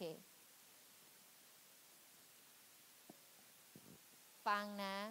ฟังดีๆเพราะว่านี่คือหัวใจสำคัญของการรับเชื่อพระเยซูใครอยากจะให้พระเยซูเอาความบาปของเราทิ้งหมดเลยบ้างยกมือขึ้นสิใครอยากจะไปอยู่กับพระเจ้าแบบ 100% ยกมือขึ้นรู้ไหมโอเคเอามือลงการรับเชื่อพระเยซูง่ายมากคือรับด้วยปากเชื่อด้วยใจตัดความรู้สึกทุกคนพูดสิรับด้วยเชื่อด้วยโอเคทำไมรู้ไหมเพราะว่าความรู้สึกของเราจะแบบว่าถามตลอดเวลาเอ๊ะรอดไหมไม่รอดรอดไหมไม่รอดกระโดดเล่นไปอย่างนั้นอยู่แหละทีนี้พี่อยากจะไม่ต้องมีบรรยากาศอะไรไม่ต้องดนตรีอะไรแต่พี่อยากจะบอกหรืออยากจะเชิญชวนถ้าใครอยากจะรับพระองค์มาเป็นพระผู้ช่วยให้รอดรับพระเยซูมาชำระบาปของเราและเราอยากจะเป็นคนที่สะอาดและเราอยากจะอยู่กับพระเจ้าอยากมั่นใจ 100% ว่าหลังจากนี้เป็นต้นไปชีวิตของฉันจุดหมายปลายทางจะอยู่ที่อาณาจักรของพระเจ้าพี่อุติอยากดูมือใครอยากจะต้อนรับพระเยซูเพื่อจะได้แบบนี้บ้างไม่ต้องมองคนอื่นพี่ถามเลยใครอยากจะรับเชื่อพระเยซูบ้างยกมือขึ้นพระเยซูบอกเราว่าถ้าเราอายที่จะรับพระองค์ต่อหน้าคนอื่นพระองค์จะรับเราต่อหน้าเหล่าทูตสวรรค์ยังไงรู้ไหมมันซาตานเนี่ยพยายามดึงเราให้ไปอยู่กับมันจุดหมายปลายทางของเรามีแค่2 ทางคือถ้าไม่อยู่กับพระเจ้าก็ไปอยู่กับซาตานมีแค่2 ทางพระเจ้าเป็นความรักแต่ความรักของพระเจ้าไม่อ่อนแอนะคะความรักของพระเจ้าเที่ยงตรงเพราะฉะนั้นการพิพากษาก็มีสำหรับผู้ที่ไม่เชื่อพระเจ้าด้วยถ้าเช้านี้โน้ตตัดสินใจว่าอยากจะรับเชื่อไม่ต้องออกมาจากที่ของตัวเองพี่อยากจะขอทุกคนหลับตาไม่ต้องสนใจเพื่อนเมื่อเราจะไปเที่ยวสักที่หนึ่งเรานั่งมอเตอร์ไซค์ไปกับเพื่อนได้เรานั่งรถไปกับคนอื่นได้จุดหมายปลายทางไปถึงที่เดียวกันเช่นเราบอกว่าเราจะไปบิ๊กซีเราก็นั่งรถไปกับเพื่อนนั่งรถคิวมอเตอร์ไซค์หรือรถกระบะอะไรก็แล้วแต่เราไปถึงที่เดียวกันแต่การไปสวรรค์หรือการไปหาพระเจ้าไม่ใช่การนั่งรถของคนอื่นแต่คุณต้องรับเชื่อพระเยซูเองเมื่อน้ออยู่กับเพื่อนน้ออาจจะรู้สึกว่าน้อมีหมู่แต่วันที่เราจากโลกนี้ไปเราไม่ได้จากพร้อมกันกับเพื่อนเพื่อนอาจจะไปก่อนเราอาจจะไปก่อนเพื่อนวันนี้ใครบ้างที่อยากจะมั่นใจอยากจะรับเชื่อพระเยซูเพื่อเป็นพระผู้ช่วยให้รอดเพื่อเราจะไปหาพระเจ้าได้พี่อุติขอให้ยกมือไม่ต้องมองเพื่อนอยากจะมั่นใจยกมือขึ้นสูง ยกมือขึ้นสูงๆเพราะว่าพระเจ้าเห็น นี่เป็นการตัดสินใจ ถ้าสมมุติว่าเราจะรักใครสักคนหนึ่ง เราคงไม่แอบซ่อนไว้ว่าคนนี้เป็นใครหรืออะไรยังไง เราจะประกาศให้เพื่อนรู้ เราจะประกาศให้โลกรู้ พี่ขอความกล้าอีกนิดนึง กระทืบเท้าแล้วก็ยืนขึ้นมาสำหรับคนที่อยากจะต้อนรับพระเยซู ไม่ต้องกลัว ไม่ต้องอาย ลุกขึ้น ลุกขึ้นสำหรับคนที่ยังไม่เคยต้อนรับพระเยซูหรือยังรู้สึกว่าไม่มั่นใจ แล้วก็ให้อธิษฐานดังๆตามพี่วุตีนะคะ พระเจ้า วันนี้ลูกอยากจะรับความรักของพระเจ้า ลูกอยากจะรับพระเยซูเข้ามาเป็นพระผู้ช่วยให้รอดของลูก พระเยซูเข้ามาในใจของลูกเถิด ลูกยอมรับว่าลูกเป็นคนบาป แต่ลูกเชื่อว่าการสิ้นพระชนม์ของพระเยซูได้ลบล้างบาปทั้งหมดแล้ว ตั้งแต่อดีต ปัจจุบัน และอนาคต พระองค์ชนะความบาปแล้ว เพราะว่าพระเยซูอยู่ในใจลูก ลูกก็ชนะแล้ว พระเยซูขอพระองค์มาเป็นกษัตริย์ของลูก มาเป็นราชาหนึ่งเดียวของลูก มาเป็นพระผู้ช่วยให้รอดของลูก บัดนี้ ลูกเป็นคนบริสุทธิ์แล้ว ลูกเชื่อว่าพระเจ้าบริสุทธิ์ยุติธรรมพระองค์ยิ่งใหญ่และพระองค์ดี ลูกเชื่อว่าแม้ลูกจะจากโลกนี้ไป ร่างกายของลูกจะเปื่อยเน่าไป แต่วิญญาณของลูกจะได้อยู่กับพระเจ้าชั่วนิรันดร์วันนี้ลูกขอบคุณพระเจ้าที่ได้รับพระเยซูมาเป็นพระผู้ช่วยให้รอดของลูกพระวิญญาณบริสุทธิ์ช่วยลูกด้วยที่จะเดินตามน้ำพระทัยของพระเจ้าที่จะมีชีวิตที่ส่องสว่างแก่ทุกคนที่พบเห็นลูกอธิษฐานในพระนาม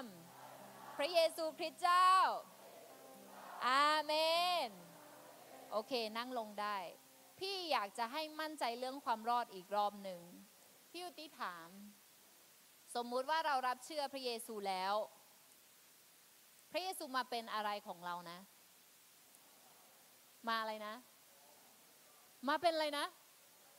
มาเป็นเจ้าของชีวิตมาเป็นคนที่ลบล้างความบาปแล้วเมื่อกี้ที่พูดไปก็คือ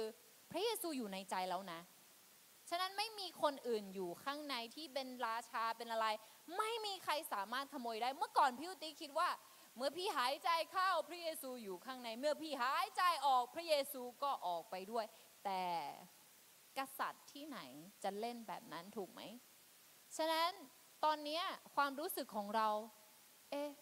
ไม่รู้อ่ะแค่พูดแค่นี้พระเยซูก็มีอยู่ในใจแล้วเหรอใช่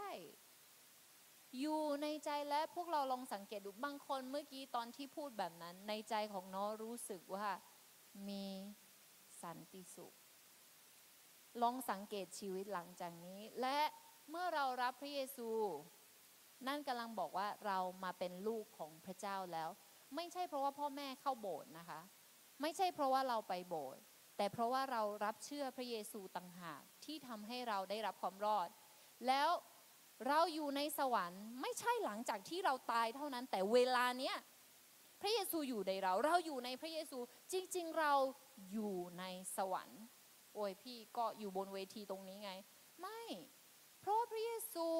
นี่เป็นมิติที่สำคัญมากอาจจะเข้าใจยากแต่เราสามารถพูดสั่งมารหรือสิ่งรบกวนอะไรก็ได้ที่ห้ามมายุ่งกับชีวิตของผมเพราะว่าชีวิตของผมและชีวิตของหนูเป็นของพระเจ้ามันซาตานไม่มีสิทธิ์โอเคฉะนั้นถ้าสมมติว่าเรารับเชื่อพระเยซูแล้ววันนี้บังเอิญเราไปทำบาปว่าเพื่อนด่าเพื่อนหรือบังเอิญแบบอารมณ์ขึ้นแล้วก็หลุดมันไม่ได้ทำให้เราสูญเสียความรอดนะคะ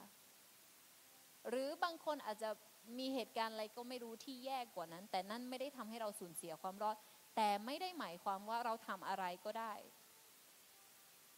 สมมุติว่าเราบางคนเริ่มมีความรักถ้าเรารู้ว่าแฟนของเรารักเราทำอะไรก็ได้ใช่ไหมจะไปคุยกับใครก็ได้ใช่ไหมจะใช้ชีวิตแบบไหนก็ได้ใช่ไหมไม่ใช่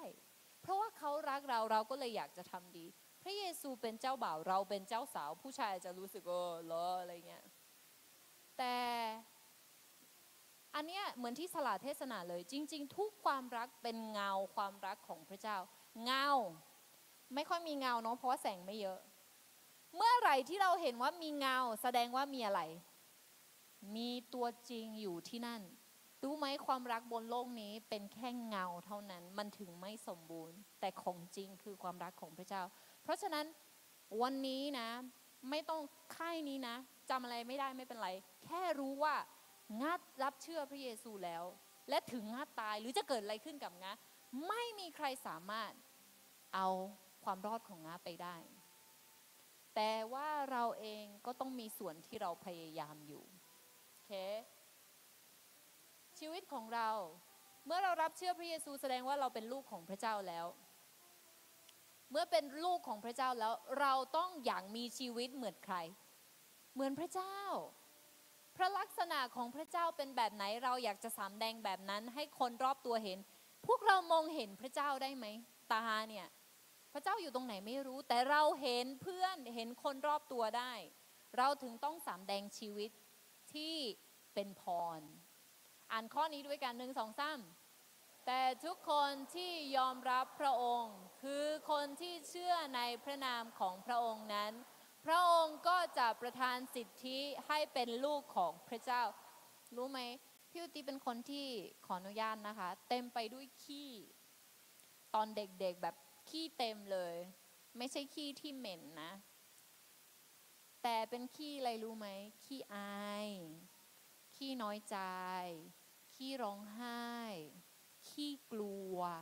คือมันเยอะมากพี่ไม่คิดว่า1 วันพี่จะขึ้นมาบนเวทีแล้วก็สามารถพูดแบบนี้ได้พี่มีปัญหาเรื่องการตัดสินใจพี่มีปัญหาหลายเรื่องมากกลัวอายแล้วก็เป็นคนที่แบบว่ามีพื้นที่ส่วนตัวสูงชนิดที่แบบใครปีนก็อาจจะปีนขึ้นไม่ไหวแต่ว่าการรับเชื่อพระเยซูทำให้พี่อุติเปลี่ยนนั่นก็คือพี่ไม่ได้มั่นใจเพราะว่าพ่อแม่หรือว่าคนอื่นเขาก็มีส่วนแต่ที่ทำให้พี่รู้สึกมั่นใจมากๆก็คือว่าง้าเป็นลูกของพระเจ้านี่แสดงว่าง้าเป็นลูกของกษัตริย์นี่กษัตริย์ที่ไม่ใช่บนโลกนี้นะแต่เป็นกษัตริย์ที่อยู่บนฟ้าสวรรค์ฉะนั้นในชีวิตของง้าก็เลยอยากจะมีชีวิตที่เป็นแบบอย่างอยากจะมีชีวิตแบบที่พระเจ้าพอพระทัยเพราะฉะนั้นใครก็ตามที่รู้สึกว่าใช้ชีวิตมาแบบที่น่าผิดหวังเยอะแล้วลองคิดใหม่ว่าเราเป็นลูกของพระเจ้าเพราะฉะนั้นทุกสิ่งทุกอย่างที่เราทำสำแดงพ่อของเราไหมนะคะอ่านอีกข้อหนึ่ง1 2 3พระองค์ได้ตรัสว่าเราจะไม่ละท่านหรือทอดทิ้งท่านเลยเพราะฉะนั้นเราอาจกล่าวด้วยความมั่นใจว่าองค์พระผู้เป็นเจ้าเป็นพระผู้ช่วยของข้าพเจ้า ข้าพเจ้าจะไม่กลัวใครจะทำอะไรกับข้าพเจ้าได้เล่าฉะนั้นความกลัวก็จะหายไปด้วย เมื่อเรารับเชื่อพระเยซูเมื่อชีวิตของเราสะอาดบริสุทธิ์แล้วแสดงว่าเราก็จะใช้ชีวิตยังไงก็ได้ใช่ไหมไม่ใช่เราจะไม่เป็นเบบี้ตลอดเบบี้ก็คือเป็นเด็กเล็กๆกระจองงองแงพอเกิดเรื่องไม่ถูกใจเมื่อไหร่เนี่ยร้องไห้โมโหโกรธพระเจ้าไม่ดีอย่างนู้นพระเจ้าไม่ดีอย่างนั้นแต่จริงๆเราสามารถเติบโตในพระเจ้าได้แล้วก็อย่างรากลึกในพระเจ้าได้นั่นก็คือการมีสามัคคีธรรมกับผู้เชื่อพี่ไม่ได้บอกว่าห้ามเป็นเพื่อนกับคนที่ไม่เชื่อไม่ใช่นะคะแต่เรามีความสัมพันธ์กับเพื่อนที่เป็นคริสเตียนด้วยกันเราไปโบสถ์เรามีจาคือดูเอียวโลไปสุมไฟไปทำให้ไฟของเราชดช่วงผ่านการเข้าโบสถ์และเมื่อเราไม่ได้ไปโบสถ์ไม่ได้อยู่กับเพื่อนที่เป็นผู้เชื่อเราก็อธิษฐานและนมัสการพระเจ้าได้นี่คือวิธีเติบโต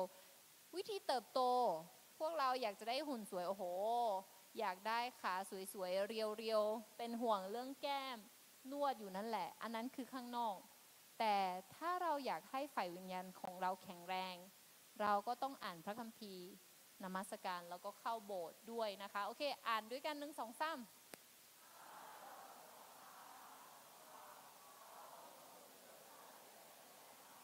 ก็จะทรงโปรดยกบาปของเราและจะทรงชำระเราให้พ้นจากการอาธรรมทั้งสิ้นใช่เมื่อเราขอพระเจ้ายกโทษให้รู้ไหมหลังจากออกจากห้องนี้เราจะทำผิดนะแต่ทุกครั้งที่เรารู้สึกว่าเราทำไม่ถูกแล้วเราไม่เดินแบบที่พระเจ้าพอพระทัยเรากลับไปทำบาปโดยการพูดคิดแล้วก็ทำสิ่งที่พระเจ้าไม่พอพระทัยเราสามารถบอกพระเจ้าได้ว่าพระเจ้าลูกเสียใจนี่ไม่ใช่พูดแค่ปากนะการกลับใจหมายความว่าเราไปทางนี้ใช่ไหมแล้วเราก็หันมาคือไม่เดินไปทางนั้นอีกนี่คือการเติบโตเราจะมีความผิดหวังเราจะทำผิดใช่แต่พระเจ้ามีหนทางให้เรา5 สีนี้ยากไหมคะไม่ยากเมื่อเราคิดถึง5 สีนี้ลองกลับไปคิดดูนะว่าชีวิตของเราตอนนี้อยู่ในกระบวนการไหนแล้วจริงๆเมื่อกี้ทุกคนที่รับเชื่อเราเข้ามาหมดแล้วตอนนี้อยู่ที่ S สุดท้ายสีเขียวแล้วนะคือการเติบโตและเดี๋ยวเราจะไปรับบัพติศมากันข้างล่างน่าจะพร้อมเนาะใช่ไหมคะมีใครที่ตัดสินใจจะรับบัพติศมาเราบ้างช่วยยกมือให้พี่อุติหน่อยโอเคดีมากเอามือลงใครที่ยังไม่ได้รับบัพติศมายกมือให้พี่หน่อยโอเคเอามือลงโอเคอาชิชูเดจะเสร็จละพี่ถามทำไมพวกเราถึงไม่รับบัพติศมาเอ่ยพ่อแม่บอกว่าอย่าเพิ่งไม่พร้อมพี่ขอคำตอบของคนที่บอกว่าไม่พร้อมได้ไหมว่าเพราะอะไรโอเคเหตุผลที่พี่เคยได้ยินมาอันที่1ก็คือว่าพี่เดี๋ยวหนูก็รับบัพติศมาแล้วเดี๋ยวไปทำบาปนี่เดี๋ยวโดนลงโทษหนักกว่าเดิมอันนี้คือความเข้าใจผิด1อย่างอันที่2พี่ครับผมไม่รู้ว่าอนาคตผมจะได้แต่งงานกับใครก็ไม่รู้สิอาจจะเป็นผู้ไม่เชื่อก็ได้ฉะนั้นผมไม่กล้ารับบัพติศมาหนูไม่กล้ารับบัพติศมากลัวพระเจ้าลงโทษไม่ใช่นะคะน้องอันนั้นมันคนละเรื่องนั้นเป็นคนละเรื่องไปแล้วรู้ไหมการรับบัพติศมาในน้ำความหมายจริงๆของเราก็คือว่าเป็นภาพสัญลักษณ์โยมพันธ์นะคะเดนี่สำคัญมากเลยนะพี่อยากจะฝากให้พวกเราตัดสินใจวันนี้หรือเมื่อกลับบ้านถ้ายังไม่เข้าใจไม่เป็นไรแต่การรับบัพติศมาในน้ำหมายความว่าเมื่อพระเยซูตายในความบาปใช่ไหมคะเอาบาปของเราแล้วถูกตรึงที่ไม้กางเขนและตายเนี่ย เราเองก็ถูกตรึงไปกับพระเยซูด้วย เมื่อพระเยซูฟื้นขึ้นมาหลังจากสิ้นพระชนม์แล้ว3 วันเราเองก็ฟื้นขึ้นมากับพระเยซูด้วย เพราะฉะนั้นการรับบัพติศมาไม่ใช่เรื่องการกลัวถูกลงโทษหรือไม่ลงโทษไม่ใช่ เราเป็นคริสเตียนเราไม่ควรทำบาปแล้วแต่เมื่อเราทำบาปเราสารภาพกับพระเจ้าได้แล้วก็เมื่อเราเป็นคริสเตียนแล้วเราอยากจะมีชีวิตที่ส่องสว่างเป็นที่พอพระทัยพระเจ้าเพราะฉะนั้นนี่เป็นสิ่งที่พระเยซูขอหรือพระเยซูสั่งไม่ใช่ขออยู่1 ใน 2อย่างอันที่1ก็คืออิจูเจืออาบน้ำก็คือเปรียบเทียบกับการรับบัพติศมาคือตายไปพร้อมกับพระเยซูแล้วก็ฟื้นขึ้นมากับพระเยซูเป็นการแสดงออกเชิงสัญลักษณ์ว่าเราเชื่อแบบนั้นเราจะประกาศให้ทุกคนเห็นว่าฉันเนี่ยเป็นลูกของพระเจ้าแล้วให้คนอื่นรับรู้ไม่ใช่ทำในที่ลับๆนะ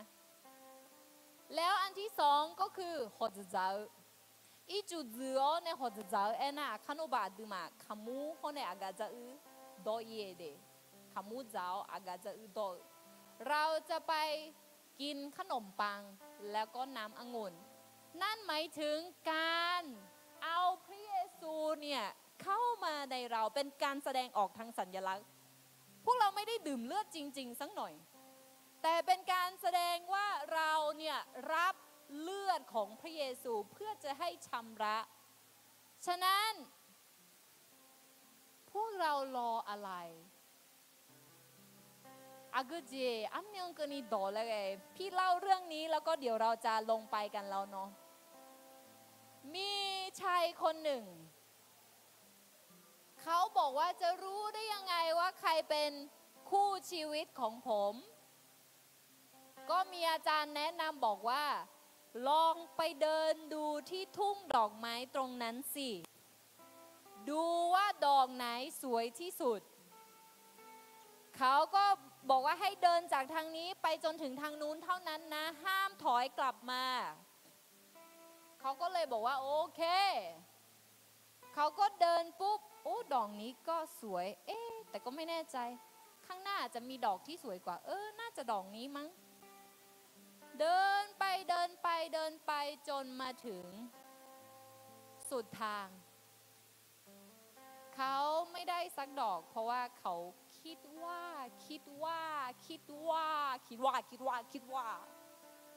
ข้างหน้าคงมีอะไรที่ดีกว่าแต่จริงๆการรับเชื่อพระเยซูการรับบัพติศมาสามารถทำได้ในเวลาเดียวกันเลยฉะนั้นใครที่อยากจะมาที่งัดจริงจังเรื่องพระเจ้างัดจริงจังเรื่องพระเยซูจริงๆน่ะการรับบัพติศมาเป็นการแสดงออกขอโทษนะคะเหมือนกับเป็นการสวมแหวนพี่สำหรับส่วนตัวพี่นะอันนี้ไม่ได้มีในพระคัมภีร์นะคะพี่คิดว่าการรับบัพติศมาเนี่ยเป็นการแสดงออกข้างหน้าทุกคนว่าวันนี้ฉันมั่นกับพระเยซูแล้วเพราะว่าฉันรับรักพระเยซูเมื่อกี้เรารับพระเยซูเข้ามาในใจแล้วใช่ไหมคะแล้วการรับบัพติศมาก็คือว่าการที่เราสวมแหวนต่อหน้าคนอื่นคล้ายๆแบบนั้นน่ะพี่แค่เปรียบเทียบให้ง่ายและ1 วันเมื่อเราจากไปและไปอยู่กับพระเจ้านั่นก็คืองานแต่งเห็นไหมทำไมความรักของชายหญิงถึงเป็นภาพสะท้อนเรื่องความรักได้ดีเพราะว่าพระเจ้าในปฐมกาลกำลังเตรียมสถานที่แล้วก็ค่อยๆเตรียมเจ้าสาวแล้ว1 วันเราจะได้แต่งงานเช้านี้พี่ก็เลยอยากถามคนที่ไม่ได้ลงชื่อกับพี่เลี้ยงแต่ว่าตัดสินใจอยากจะรับบัพติศมาด้วยอยากจะให้เห็นว่าหนูจริงจังเรื่องพระเจ้านะอนาคตไม่ได้ผูกกับคนนะผูกกับพระเจ้ามีใครเพิ่มเติมไหมคะที่อยากจะรับบัพติศมาเช้านี้ดีถ้ายังตัดสินใจที่นี่ไม่ได้ไม่เป็นไรอยู่ที่นู่นแล้วก็เข้าไปเลยทีนี้พี่ก็เลยจะขออนุญาตพี่เลี้ยงค่ะคนที่รับบัพติศมาพี่อุติขอให้ลุกขึ้นก่อนได้ไหมคะโอเคคนที่จะรับบัพติศมาเพิ่งตัดสินใจก็ได้ยังไม่ได้ ลงชื่อไม่เป็นไรลุกขึ้นก่อนค่ะ ลุกขึ้นก่อนเนาะคนที่จะรับบัพติศมาเพราะว่าเดี๋ยวจะให้ลงไปเตรียมตัวก่อน คนที่จะรับบัพติศมาพี่ขอให้มายืนข้างหน้าได้ไหมคะลาโดนเนเซเมซิโพลาโดนเนเซหรอหันมาหาพี่ก็ได้ค่ะ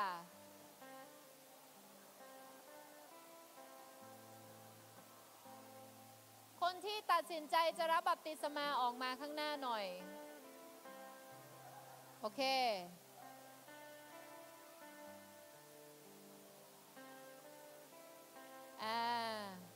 โอเคเชิญค่ะ